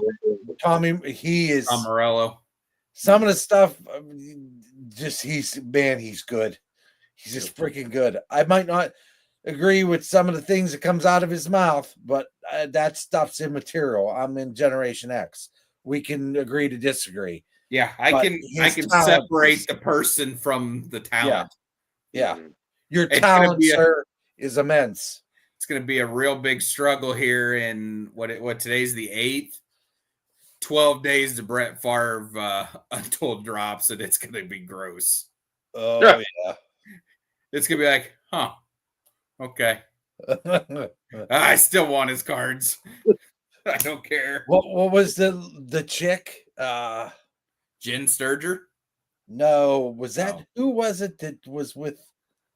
Never mind. Research department's got to research on that one. I forget who it was. For what? Elizabeth Taylor? No. Carry on.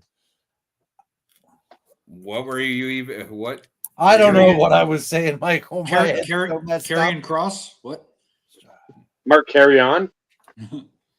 Mark Carrier? Dave's turn. Yes, go Dave. Honorable mention for instruments, double bass drum, Joey Jordanson, and then Five Fingers, first drummer. Any of that stuff. I mean, there's a lot of like the In Flames, a lot of like Scandinavian like rock, metal that incorporated that, and it just one of my buddies. Anytime he's like, "Hey, you got to listen to this." He's like, double bass drum, double bass. I'm like, I like it, but my God, everything can't be like, that's going to be the keynote. It's got to all blend, but a lot of that stuff does. And then I'd say for me, another one would be like the electric guitar. Like you guys, Eddie Van Halen, but I don't think of anything but Beat It. That is, I've driven with Trista, and she's like, you need to pay attention to the road. It's every time because I'm sitting there and watching the video as I'm driving. In my head, just go through it and like the fight scene, and then they start dancing. So I'm trying to do the dance moves as I'm driving. Going 70 miles an hour through a Lake Superior tunnel. It's like, yeah, that doesn't work well. Metallica, one, we've talked about that before. Yep. Pantera, Walk. Yep. I mean, you hear that right away, and it's just like the hairs in the back of your neck gone. And then, again, my favorite Guns N' Roses song for the reason of the guitar playing in there, The Sheckler's Revenge. That fucking guitar in there is insane sounding. I don't know if it was Buckethead or someone else, but it was in that time frame of the Chinese Democracy album. Because it wasn't Slash and Friends. It was everybody else with Axl when they were all still fucking being little bitches. So like those two would be honorable mentions. And then for my number 5, and people laugh, the banjo. When it's done well, like Mumford & Sons, a lot of their shit, I get really into that because when you're picking and plucking that at a quick rate, like in the cave, isn't it? That shit just it gets me worked up and like wound up, and like you can just envision again. It's corny, hokey, whatever you want to say. Like it must people, be an Amish thing. It is. It probably is. It's probably a fucking northeastern Minnesota. You don't have a fucking life or any. Isn't Steve Martin a big banjo player? He might be. I believe he's a very talented banjo player. If you just listen, I mean, it's not one where you're gonna sit there and get like emotional over it, but it'll get your emotions going for just like a hoedown type situation. Mm-hmm. Like the people slapping their knee, blowing on the jug, but it's good. It's not just like 10 generations inbreeding. It's good music. There was a bunch of hillbillies playing banjos and shit that were playing Metallica music and AC/DC music that got real popular on the internet in the last few years. I saw something like that. Hell, I think they even played a Slipknot song too, if I'm not mistaken. Yeah, they did a lot of modern rock and metal. I'll have to examine that because it's awesome. It's really cool to hear. When you have that, you incorporate like a fiddle in there too, and it's stuff that I remember. The Chocolate Moose was like a little restaurant coffee type place. My mom and dad would go there. Sometimes there'd be somebody like playing some type of music like that. And Christ, this was late 80s. But that stuff that we've talked about a million fucking times. People are probably jumping off a bridge listening to this. Like you've already said it. We know you're gonna say, as a kid, that shit sticks with you as an adult. Yes, but that's still the case. You just listen, and again, it's not something where it's like super complicated. It's just fucking you pick up the banjo and you can just sit there and like swing your head or tap your foot, and it's just easy music to listen to. So banjo number 5. Okay. For me, there's a bass line that speaks to me every time I hear it. So the bass guitar played by Mike Mushok for Stained, and the song is Mud Shovel. That bass line gets me going every time I hear it. Everything about that song is fucking good, though. I said everything about that song is fucking good. Fucking right, it is. That's by far their best fucking song ever. Yeah. I mean, I love Stained. I've seen Stained live more than any other band that I've seen. I've seen them more than a dozen times, and I love a lot of their music. That one's always the closer because it is the best.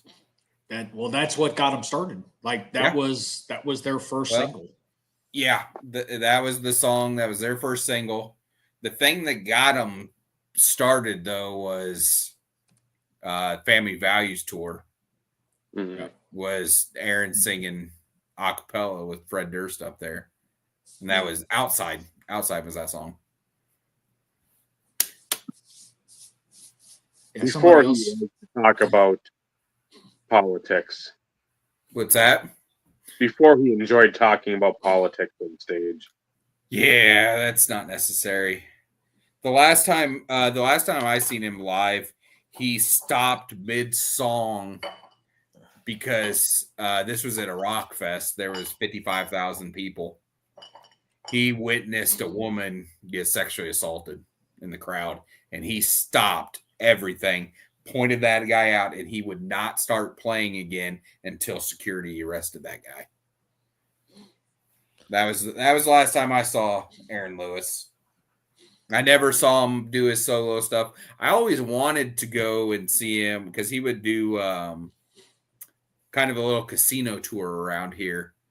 And like Harris Casino, he'd be playing, and he'd go, and it was all an acoustic show, and he'd play Pearl Jam songs and all that stuff. Really cool shows that I've seen videos of, but I never got to see it live. And I think he's coming up again, not necessarily by me, but within a couple hours. I don't know if it's either Duluth or down by Hinckley and the casino. I'm doing something like that. And if at Louder Than Life we didn't see him just start chirping about politics, I mean, that again, kudos for him to stop in like the sexual assault and making sure that dude gets his comeuppance. But I don't want any musical act that I'm going to see to start fucking talking about politics. I'm here to listen to your songs. I'm not listening to your talking. Yeah. I don't want your opinions. Yeah. Whether I agree with them or not, I don't want to hear them. Rage and then System. Those are the two I fully expect if I go watch, I'm going to hear politics because that's what they're based on. Yeah. I'm again. I'm going to that because when he started talking on stage about shit, I'm like, good. This is. Yeah, I didn't know it was at the Republican National Convention, but I guess I am now. I was never a big fan of Rage. I liked Rage Against the Machine when they were called Audio Slave and Chris Cornell was singing. That band was one of my favorites, and I had the opportunity to see him, and I didn't do it, and I fucking regret it so much because they only put out 2 albums, 3 maybe. Yeah. I think it was just the 2. Was it 3? I think it was 3. Okay. Momentito. Yeah, those first 2 albums, the first one especially, it was just blew me away. I'm like, 3 studio albums. I thought so. Yeah, I mean, we missed out on so much. Well, Cornell went back to doing solo, and they went back to being Rage. Yeah. Look at what we lost with STP and Velvet Revolver. Yeah, they were solid. Velvet Revolver was Velvet Revolver. Yeah, they were a solid band. Because that was Duff and Slash and Scott Weiland. Yeah, but Scott couldn't stay clean. No, it's just like Lane with Alice in Chains. That's probably the biggest loss we had. Yeah, from our era of music. He was. Staley.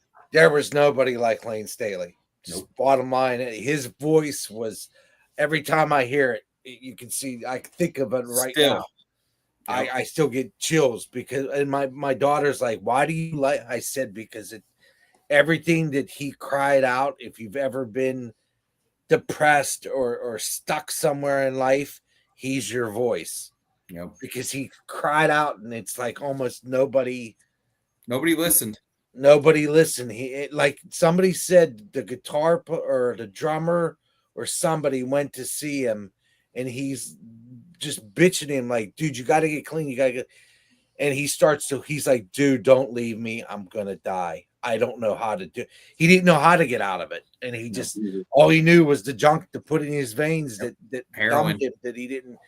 I don't know how to help somebody like that, but I don't know. All his buddies should have just been like, "You're sitting here. We're staying with you, and I don't know how we're going to do this, but we're going to figure it out." Yeah, when you go back and watch their MTV Unplugged, it's basically you see him and it's like, this is his farewell letter. Yeah, he's a shadow in the thing. It's just crazy. But like, you look, Stone Temple Pilots. That Core album is still one of the best albums ever made. It's just,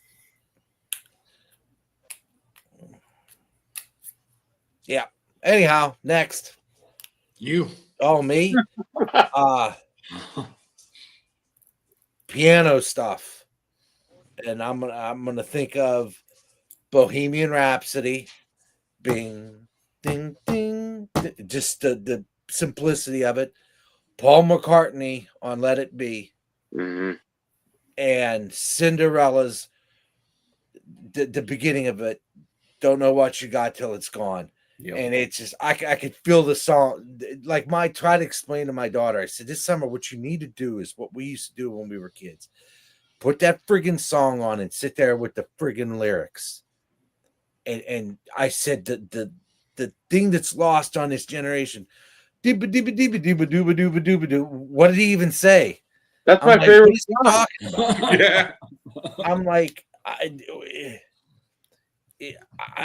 gangster rap, I love it, but there was when I listened to Tupac and Biggie, you listen to their music or their rap and you understood where even up to 50 Cent. Now this stuff, I'm like, you're drinking what and to do this, and I'm confused. I'm like, you're gonna shoot somebody soon. Please say you're gonna shoot somebody soon, or something like that. What's going on here? Yeah, I just, but oh boy, I don't know. Yeah. But like, I don't know. It's just things are different. But yeah, there's 3 pianos that I can think of right off the rip. That man, they're just you just hear that. I could feel you feel that music, man. It just I love music. I love all kinds of music, and the pianos in those three just good. And Black Parade, man. Come on, man. huh? My Chemical Romance. The Black Oh Parade. no, you know what's another one? Remember the end of Epic? Faith No More. Faith No More. The Yeah. piano in that every time I hear it, chills, man, chills. Well, My And- Chemical Romance and Black Parade, like that's a generational song. Just by Yeah, but I piano wasn't start big of it. into them, so it's. I yeah. get it, but Yeah. like it was after us anyways. Yeah, it's a big Yeah. part of my wife. My wife's all about her favorite band is Breaking Benjamin. Okay. Well, I love Breaking Benjamin too. Like, Yeah, that's her favorite band. I haven't heard like very very few songs out of them that I can't listen to. Yeah. Well, before we go on, the dude from Three Doors No. Down, did you see he's No. got Yeah, stage Brad 4 Arnold. cancer? So That sucks. He's got what? stage 4 cancer, lung Oh, cancer, man. No, it's kidney cancer. kidney cancer. Yeah, it was kidney cancer, and the type that he has. I thought they said lung cancer. Well, I'm getting to that. The type of cancer that he has, if it was just in the kidneys, it's a 50 to 59% survival rate of 5 years. If it spreads, it's less than 10%, and they found it in one of his lungs. Okay, Damn. that makes sense. Yeah, it's brutal. I fucking love Three Doors Down. So do I. First band I ever crowd surfed to. Yeah.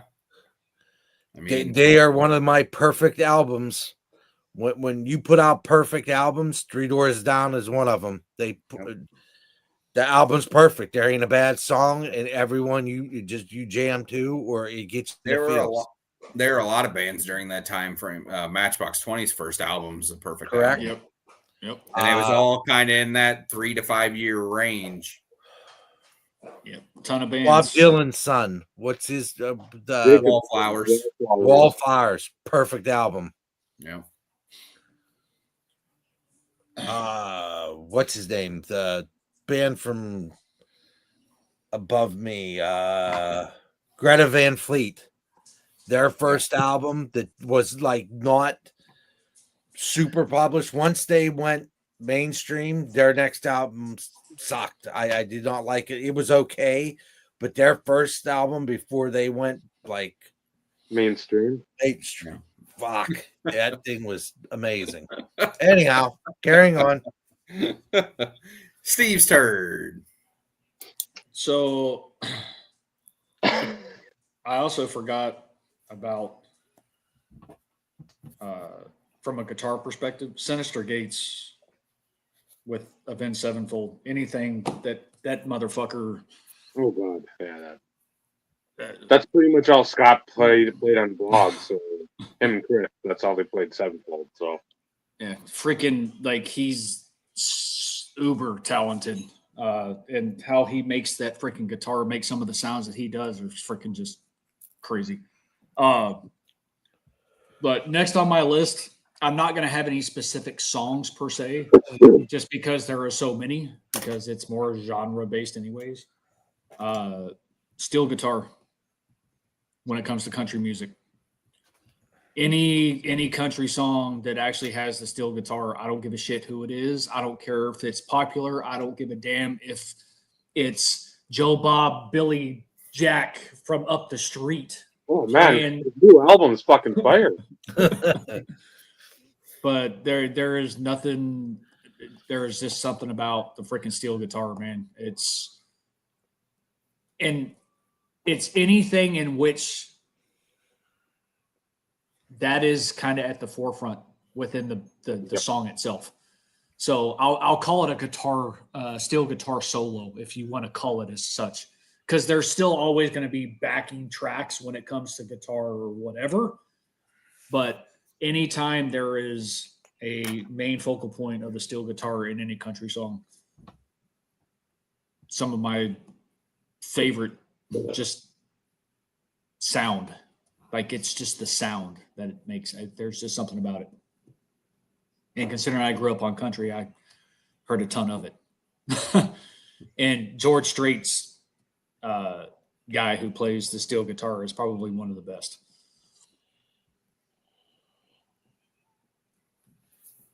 So, and George Strait being my favorite country musician. That's why I'll call him out specifically. And see, I don't know. And again, blasphemy or not, I don't know a ton of Strait. It's just not something I've ever jumped into. Really? Yeah. Again, that's nothing against him or anybody. That's not some path I went down. I mean, others that, yes, but again, like Vince Gill, Randy Travis, and Ray, Garth Brooks to a degree, but George Strait, again, and that's one where, again, he's got a huge catalog. It's not just like, here's like 3 albums, 4. I mean, he's fucking got 40 years at least of shit. So with him though, but see, here's the thing with him: he doesn't need the big stage production. He can just be up there and sing with his guitar. Well, no, that's what I like too. If I want country, I want it to make me fucking bawl. I don't want to have like Zac Brown revival. I don't want that. I want like Into the Orange, Zac Brown, where you can think of other things. Like when I sent out the link for Matt Mason, and I told Bob, I said, you need to listen to this because I think this guy's going to fit like your fucking portfolio to a T of like somebody you could listen to. And he was like, that was fucking great. And I said, again, I'm not going to send Michael Spice Girls and be like, hey, Michael, I think you're really going to dig this new bop. Like, no. So just watch the movie Pure Country. Yeah. Because like George Strait is like, he is the main star in the movie, and it is all his music. Okay. But the movie is the movie is okay, but like the music is great, and there's enough, we'll call it more mainstream sort of stage performance that you would see throughout, which is not really what he did anyways. But you'll get the steel guitar vibe in a lot of the songs in that movie. Who's ever seen Yellowstone? Never watched it. I did not watch the last season yet. So there's a quote. There's a quote. Goes bonkers for that. She's like, "You've got to watch. It's good, but there's a quote, and he goes, "Hope you soaked up some of what you heard in there." He goes, "Soaked up some of what?" He goes, "There's 3 gods in Texas: the Almighty himself, Buster Welch, and George Strait. You just met one of them." And then the kid goes, "That's not George Strait." And the dude looks at him and goes, "I hope the good Lord gave you a big dick, Jimmy, because he shorted you on braids." Yeah. That's the first quote I thought of when you started talking about George Strait. I can't unthink that now. Every time I think about that, it's the Lord Almighty, Buster Welch, who's a horse trainer, and George Strait.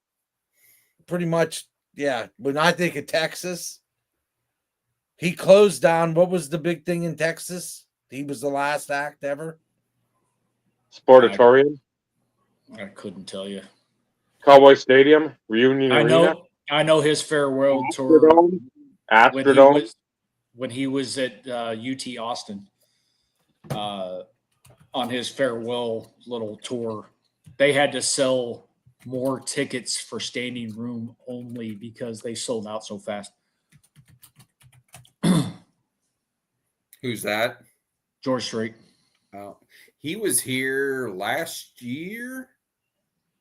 He was here last year with Chris Stapleton, played at Arrowhead. And see Stapleton, I'd love to see him. See Stapleton, I had on here with an asterisk because his voice isn't necessarily an instrument, but anything that dude sings, I want to hear it. Well, I thought about that, putting like that in the, hey, like, don't give me a voice because I know we could go for. It's on my list. Stapleton's voice. we could go for 6 to 8 weeks with people's voices. Yeah. So, like, Yep.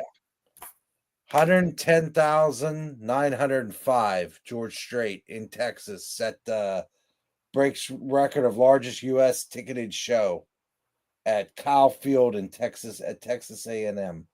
Oh, There you it go. was A&M. I thought it was Yeah. UT. Again, they had to sell more tickets because there was like major, I don't want to call it major backlash, but they sold out so fucking fast that there was enough of a hissy Yeah. where they ended up doing additional quote unquote like stadium room only type things. But anyways, go ahead, Dave. You're up next. harmonica. Blues Traveler. That's Everybody's John mind went Mumford. right. Blues Traveler. John Popper. Again, Mumford and Sons has a lot in there. Tom Petty, he's got a bunch. It's stuff. It's just fun. It's, again, Zach Brown's got some in there too. So I don't know. It's not something you hear a lot of now. You just don't hear harmonicas being played in music. It's, I won't say a lost art, but when all you hear is the same sort of rock over and over, the same. And again, maybe I'm not listening to the right genre of stuff, but at the same time, it's the old stuff which I like. A lot of the Blues Traveler, I just very easy listening. John Popper and what he brought to the table back in what 92, 93. pre stomach staple or weight loss or whatever it was. So the old harmonica. Tom Petty, Last Dance with Mary Jane, harmonica. Neil Young's Under the Harvest Moon. Two great harmonica ditties in there. Okay, I'm up next. The cello, specifically 3 cellos, played by Apocalyptica. Apocalyptica is one of my favorite groups ever. They have albums out. They have an entire album that's just them playing Metallica on said cellos. Yeah, instrumental. All instrumental. However, they have a bunch of songs where they bring in lead singers from other bands. Really? Brent Smith from Shinedown has been on stuff, but the one and it's incredible. It's such an amazing song. But one of my favorite songs and the one I like the most, they brought Corey Taylor in, and the name of the song is I'm Not Jesus, and it is unreal. It is so good, and those guys are so talented. But yeah, Apocalyptica, dudes playing cellos. Well, and Corey Taylor doesn't. Most people don't realize how freaking talented he is vocally. Oh yeah, Corey can do it all. Yeah, that motherfucker can sing, man. Him and Draymond, they're 2 of my favorite rock vocalists. Can't argue against either one of those. No. All right, Vincenzo, you're up. Bass guitar. And when I think bass guitar, there's only one guy there's a couple guys that pop in my head. Cliff Burton, Anesthesia, Pulling Teeth. I love Jason Newsted, but Cliff Burton was unbelievable. And why I can't think of his name right now, but man, I had it right in my head and I forgot. I forgot to write it down, and then I thought of it and forgot about it. Who's the band? He's a slap bass guitar player. Flea? No.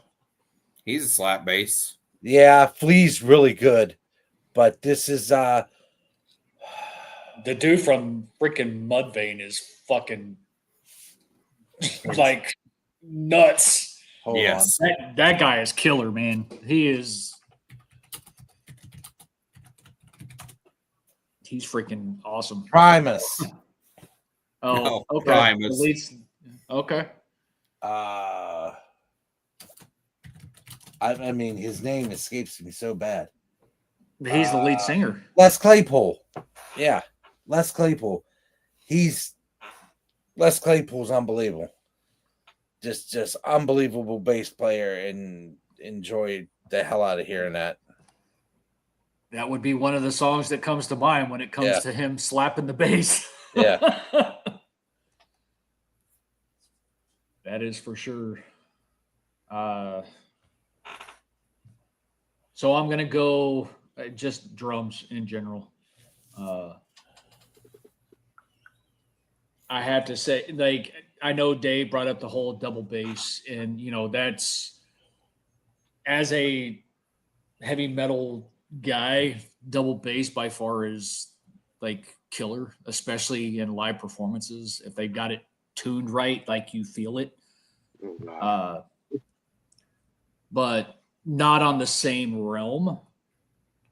I'm only going to go with like the first thing that came to my mind when I thought of this. The freaking drum solo, Tom Sawyer. Yeah. Rush. Yep. Like, that's a good one. By like, anytime I will literally sit in my car if that song is on and wait for that solo to finish before I get out of my car, even if I've been sitting there forever and a day. I don't care. There are others like in which like the drums are just phenomenal, but from a drum solo perspective, that's what I'm going to go with. And I know you mentioned them before, Dave, so obviously I know you don't like them, or maybe you do, you just don't like their views. The drums on Toxicity, oh fuck! I Systems are number one. fucking like nuts. Systems the number one I haven't seen yet, and that's I haven't either. But like, and what's interesting is I don't ever think of them because they really don't play them as often as what they used to. But I like coming home from going out to eat. I think it was last Friday. Toxicity came on, and I was like, man, for the life of me, I forgot how fucking badass the damn drums are in that song. Mm-hmm. So I'm a drums guy anyways. Like, I didn't put drums on my list, but had I done it, it would have been Phil Collins in the Air Tonight. That's a good one. Just for that drop, that yes. Yeah, Tool. I mean, Tool's drummer is good. Like, there's a ton of badass drummers, but you know, dude from Def Leppard with the one hand, and because he was something special in one. But you know, Neil Peart is always going to be number one on my list. Yeah, he's good. And Joey Jordison is number two. Like, argue me. Argue with me. Yeah. I mean, Jay Weinberg is great, but a lot of people always throw Keith Moon in there. John Bonham. Yeah, John Bonham. His son ain't bad either. No. He's kind of become like a hired gun, hasn't he? He's been in a lot of bands. Yeah, but I think that's because he's good at what he does, and it's like for sure. There's no it's weird, like when bands don't have a drummer or they lost their drummer, that's where he usually ends up.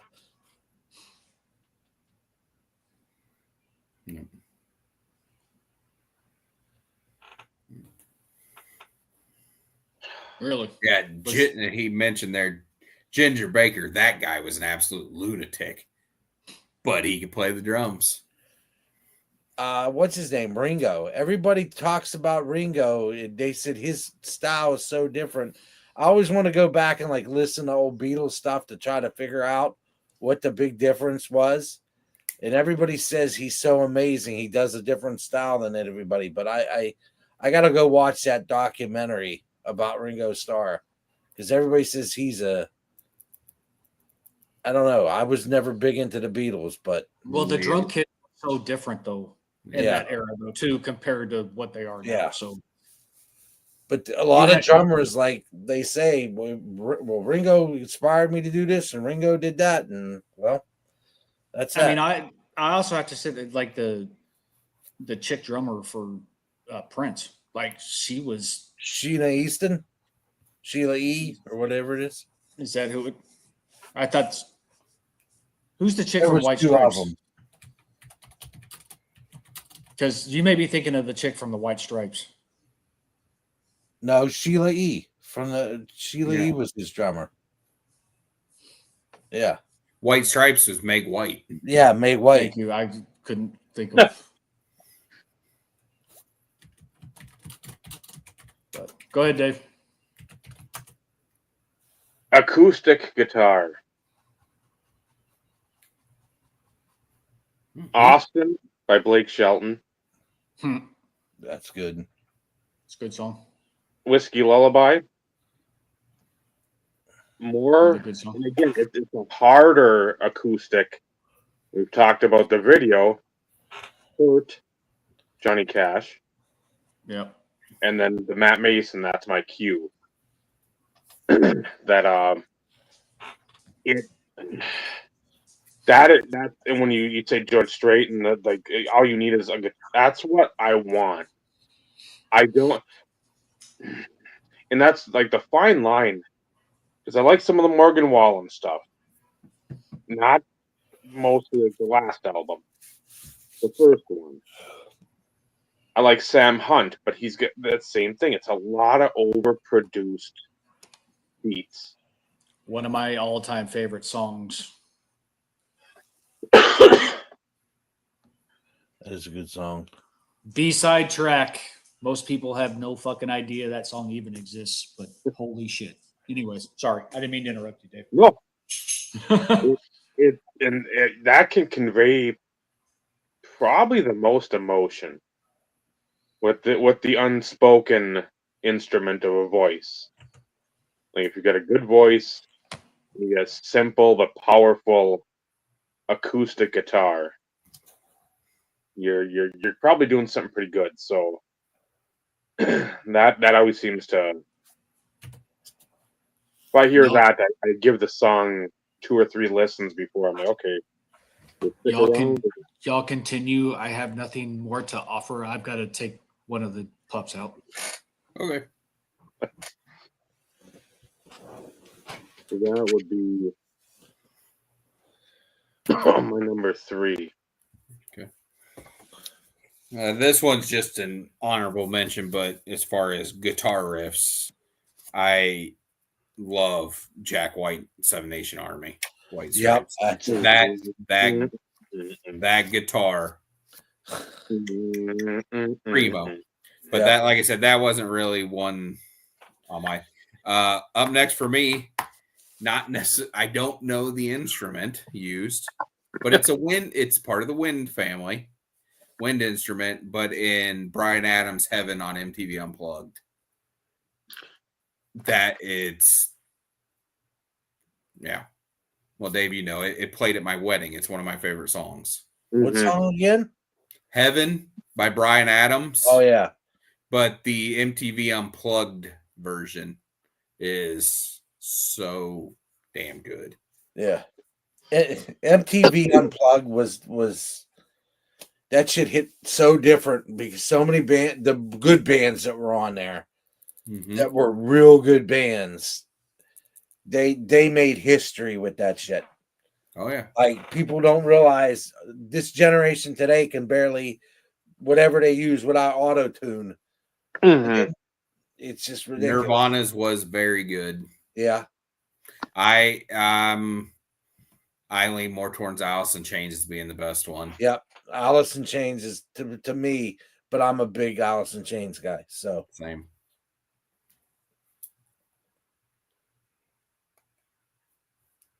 When I hear Nutshell, like anytime it's on, or when I hear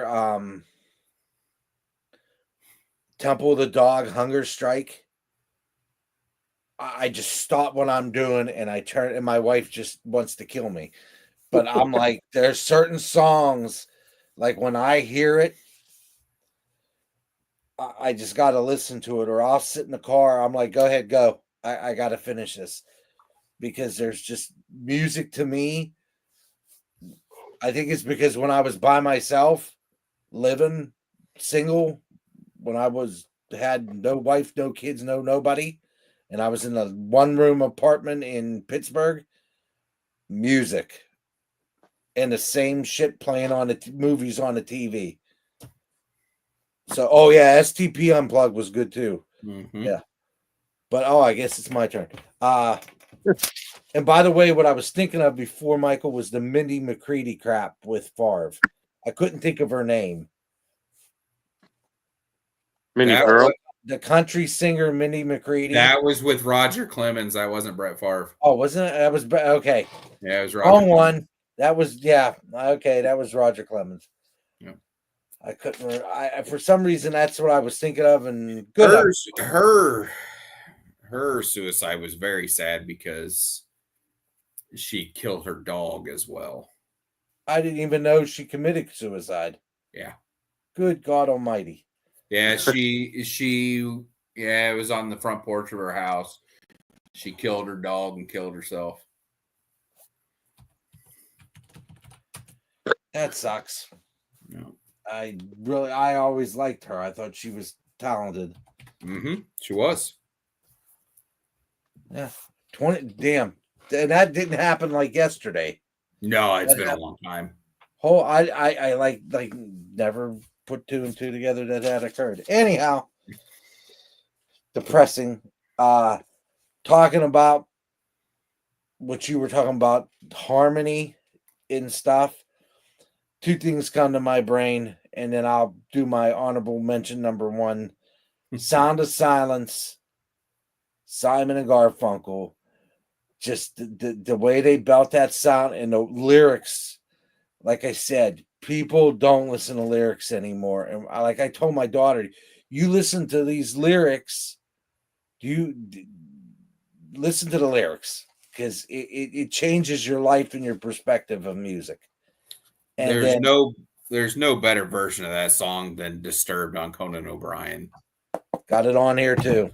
It's the greatest version of that song. Yeah. There's the original in that. And then Country Roads by Bob Denver. His voice in that song. Every time I hear it, John Denver, yeah. Bob Denver. Bob Ross. We're gonna paint a happy little tree on Benny's forehead. And then John Denver was full of shit. Yeah.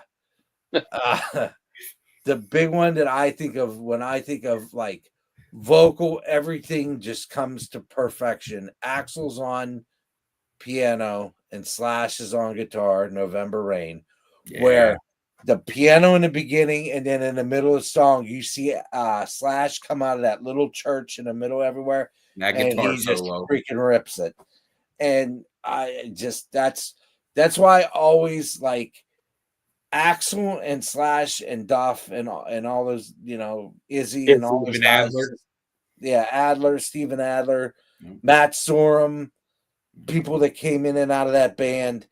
They're my favorite. But man, Alice in Chains with Lane's voice and his songs.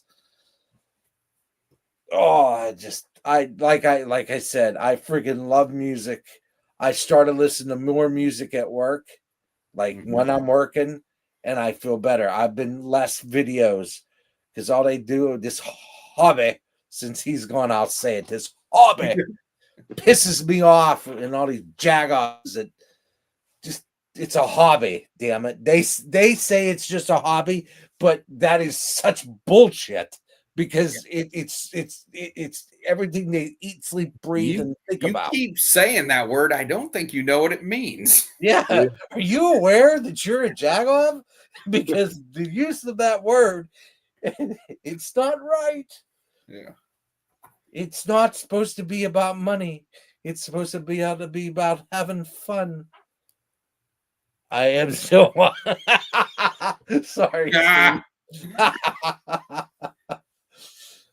I apologize. I took my opportunity. I shot my shot, and he still caught me. My apologies, Steve. I only do it when you're not here. Modern technology. Someone's always modern watching. technology got they got to Tater. Okay, that's enough from me. I think that's all I had. Oh, and Thunderstruck. The voice.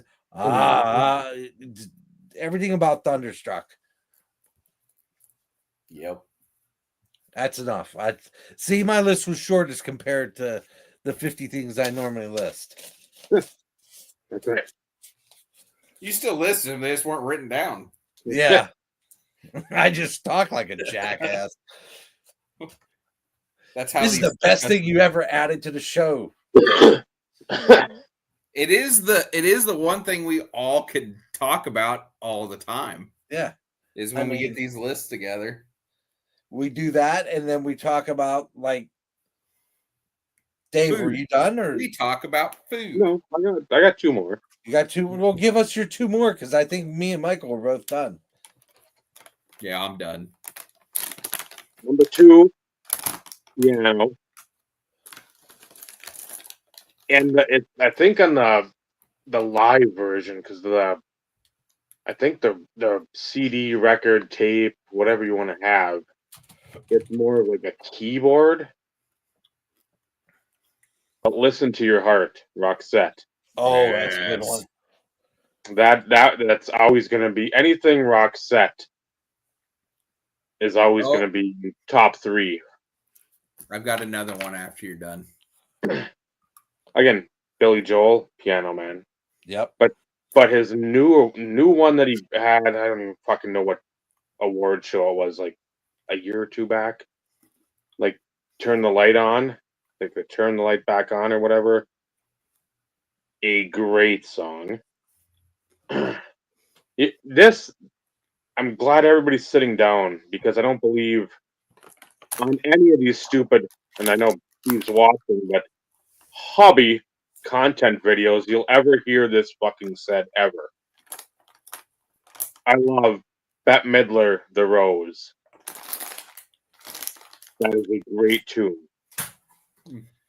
And again, I know the reaction's pretty much. We're gonna see it now. If you heard it, I think you would like recognize it. I know the song. I know Bette Midler. Talent is there. Talent is there. That silence was deafening. Wow. It said everything. Yep. I just you didn't have to say nothing at all. No.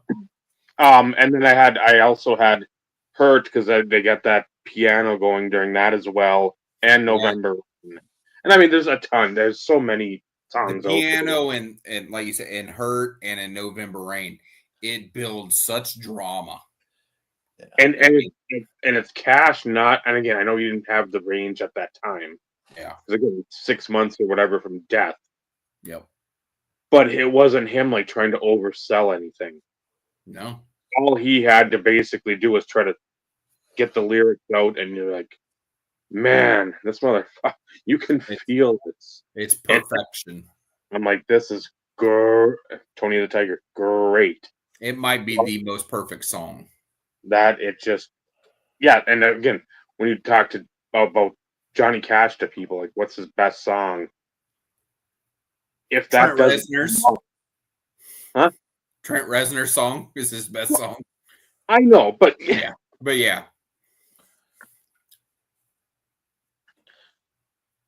Well, you're the foul-mouthed drinking guy, so that's why.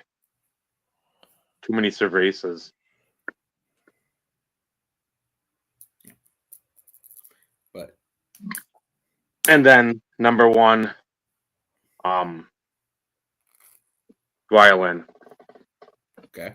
Without a doubt. I mean, number 1. No, it was because you said Bette Midler. That's why I fell over.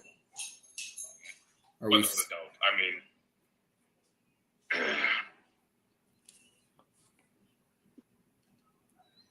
Gotta put yourself on mute there so I can hear myself. Yeah, that was fucking with my head. Well, because I had like, there's Dave. I hear Dave's voice. His mouth. I hear Dave's voice. His mouth isn't moving on my screen. Because I still had it on my phone when I unmuted it on my computer. No, dang it. Nakamura. You knocked that thought out of my head, what I was going to say. That's depressing. No. What did you say your number one was, Dave? Oh, violin. I was going to say, who? Are you talking like Alison Krauss?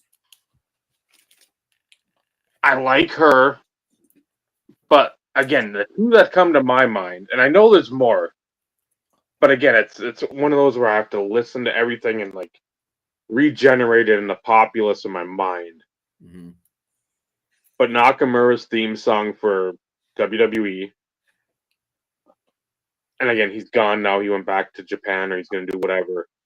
If you listen to, I think it's the NXT, I don't even know, the one, the WrestleMania weekend 2017. I think he makes his debut, and that motherfucker, and they get whoever on the violin. Yeah. And it's just, every time I listen to it, it's just like goosebumps like chicken pox. It just, like, I get worked up quick because I'm like, let's go fight. Let's go fight someone. Then, without it, yeah, yes, Charlie Daniels, very good. More of an upbeat. When I hear that violin, I want to hear it almost like the crying. The violin crying. But if I'm talking violin, I'd have to bring up probably one of my, again, if we rank songs top 5, this would probably be, if not on the list, a very high honorable mention. And again, if you watched any of my videos for any length of time, a contest video long ago, people know me for 2 videos. Boom, there it is, and Mule Milk. The shower video. I was gonna say the shower, but Celine Dion, To Love You More. And again, I've never not been like the person that says, "Oh, I don't like listening to that." That's always been, I don't care. If you want to judge me off where I listen to musically, it's fine. in the words of Paul, know the Snickers and the people that are like, "Oh, what a fucking idiot." Oh, again, how much money do I drop in Josh Johnson? It's called being eclectic. Kasparov, mate. To go with your violin, there was a woman who went on tour with the Foo Fighters.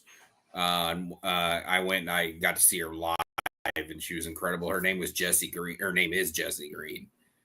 Super impressive player, and she ended up doing a couple albums with the Foo Fighters. And she was just introduced by another member of the band, the keyboardist, Rafi. Or Rami, rather. Well, there was a chick who was on America's Got Talent who got close to winning. Maybe she won. That she's gone on tour with like Lizzie Hale and a few other. For the life of me, I can't think of Lindsay Sterling. Is that her name? That name's very familiar. I'm pretty sure the last name's at least Sterling. She's really good. She's one of those that, like you said, kind of makes the violin cry. Yeah. Mm-hmm. But I do have one more, and that is the saxophone and Mr. Eddie Money, Take Me Home Tonight. Oh, that's good. You know what's always funny on the internet is the saxophone. Remember that scene that they're at the beach in yes, Lost Boys? and that random muscle bound dude is playing a saxophone like ain't nobody's business. But if you talk about Still saxophone does. too, huh? He still does. He still tours. He still plays. No kidding. And he's still ripped as fuck. Yeah. That wasn't just an act. No, he was an actual musician. Yeah. I'm blanking on his name, but I know he just played here in the last few months. Because when you think about it, a lot of times when they put stuff in movies, it's not like the actual artist because it saves money. Not that these guys that end up being in movies probably charge a lot. Tim Capello, also credited as Tim Capello, is an American multi-instrumentalist, composer, and vocalist. He is primarily known for his saxophone work supporting Tina Turner in the 80s and 90s, as well as his musical performance in the 1987 vampire film, The Lost Boys. He's 70 freaking years old, and the dude is, like you said, he is still ripped as shit. And he's education, the New England Conservatory of Music. There you go.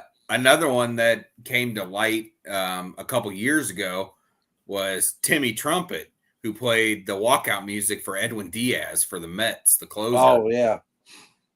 That guy, whenever he played it live at the stadium, I wish I could have been there.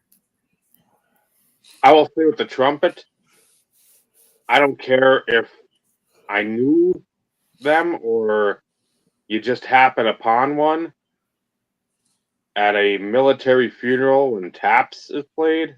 Dead, gone, done. Gone. Yeah. Or the what you call it, bagpipes. Bagpipes. Yep. Fucking done. Yeah. Those two, you're like, I can be strong this time. I can be strong. I don't know anybody here. Done. I would be perfectly happy if the trumpet was played for the Star Spangled Banner at every sporting event. Oh, I agree. Stop letting not talented people sing. Yeah. I don't need to hear this week's TikTok. Exactly. Yeah, might people want, instead of worry about TikTok, might worry about playing the actual freaking game. But I digress.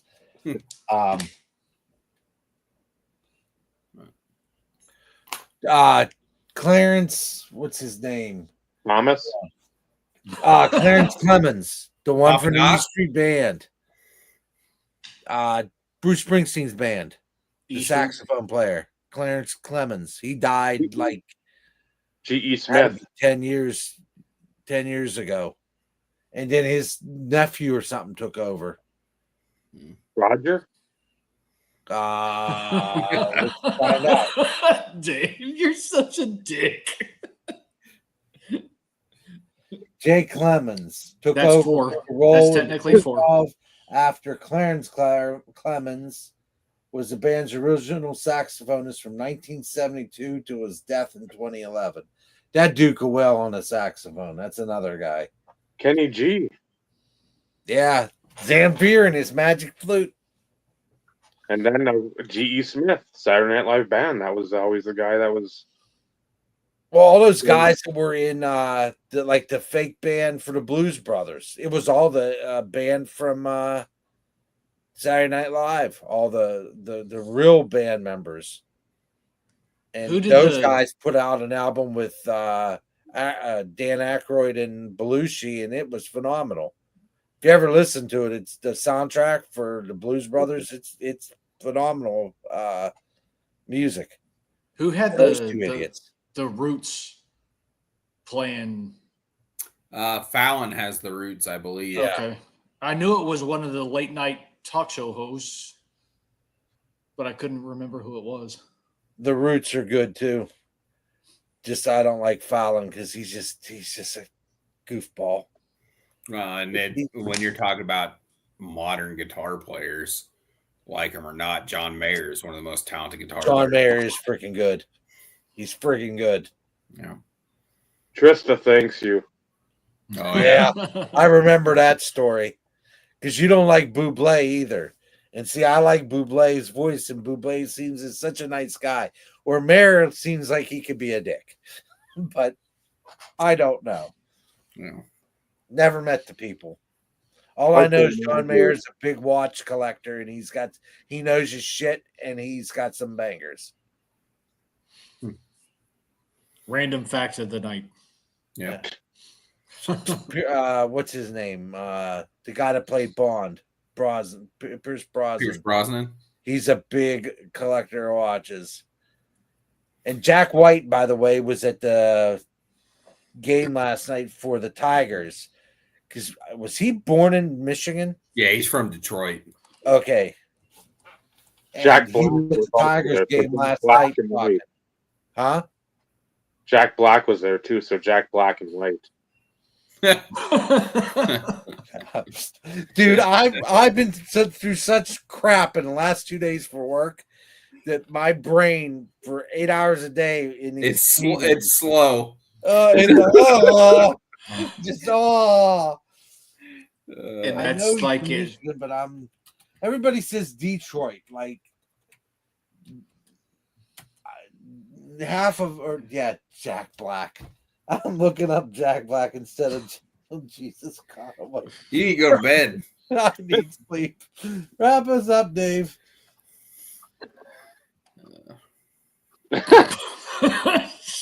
Yeah. I have to set my mind right. I got to do the research. There he is. Well, thanks for all watching this fun Thursday edition of IRP. Got our instruments in. Bitched about eBay. That's about it. I mean, there's other shit going on, but I didn't get to open anything. Didn't get to open anything. I don't know if we'll be live next week. I told Tristan, I'm like, God, you need a break. I just want to sleep one night where it's 8 o'clock. Okay, time to sleep. So yeah, tis the season where we at least take one break during this time, and a non-sickness break too. That doesn't count. Yeah, sickness break doesn't count. Vacation doesn't count. Yeah, that shit don't count. Monday doubleheader, possibly. Wednesday later, Baz. What? Friday doubleheader, and then that Saturday it's in Floodwood, which is about 15 miles from Duluth. 11 a.m. start, so that's an early drive. Yeah, and that's me debating what I want to do. Do I go back to work Friday after it closes and order then, which heavily debating that, and then sleep in a little bit, and instead of getting up at 4 and trying to be tired all day again. So I'd go the Friday route, and that's pretty much what I'm gonna do, because I want rest. So we all need it. Nobody would blame you. Nope. Jack White or Jack Black. And I did get your message, Michael, so I'll definitely make sure I take a listen. I sent a couple apocalyptic ones to Dave. That's why I put my thing on mute. I listened to the Corey Taylor one, or at least a chunk of it. Yeah. The video is, when you listen to the lyrics and match it with the video, it's like, okay. It's on theme with the new Pope. Yeah. And one more, a group that I love because of all the stuff that intertwines. Not everything, but Nymphetamine from Cradle of Filth. When you have, I'm not a huge fan of his lyrical style, but the melodic in between, like the chorus and then like the symphony type thing going on, that is again, not all that like just like growling and shit. I can't deal with that. I don't know what you're saying, and I'm not gonna look at lyrics because you're. I'm like, no. Oh, okay. So no Cannibal Corpse. No, they missed out. But yeah, that Cradle of Filth, that's some of that. Like what? It's a Finnish rock or whatever, the Norwegian type rock. So there's a lot of strings in there. So if you like that stuff, that's another thing that I do enjoy listening to once in a while. But yeah, keep posted for community post for next week. We'll see what we're doing and if we're doing anything. If not, Chris from Missouri will probably be putting something up that's gonna knock your socks off, or you'll have to blow your nose too. So for Michael, for Vincenzo, for Steve, I'm Dave. I run this hobby. Fuck you, Dave. And this has been the IRP. Remember, This hobby. collecting vintage cards is a wonderful hobby. It's the friendships you forge along the way and the content that you create. And all the Patreon members you can get.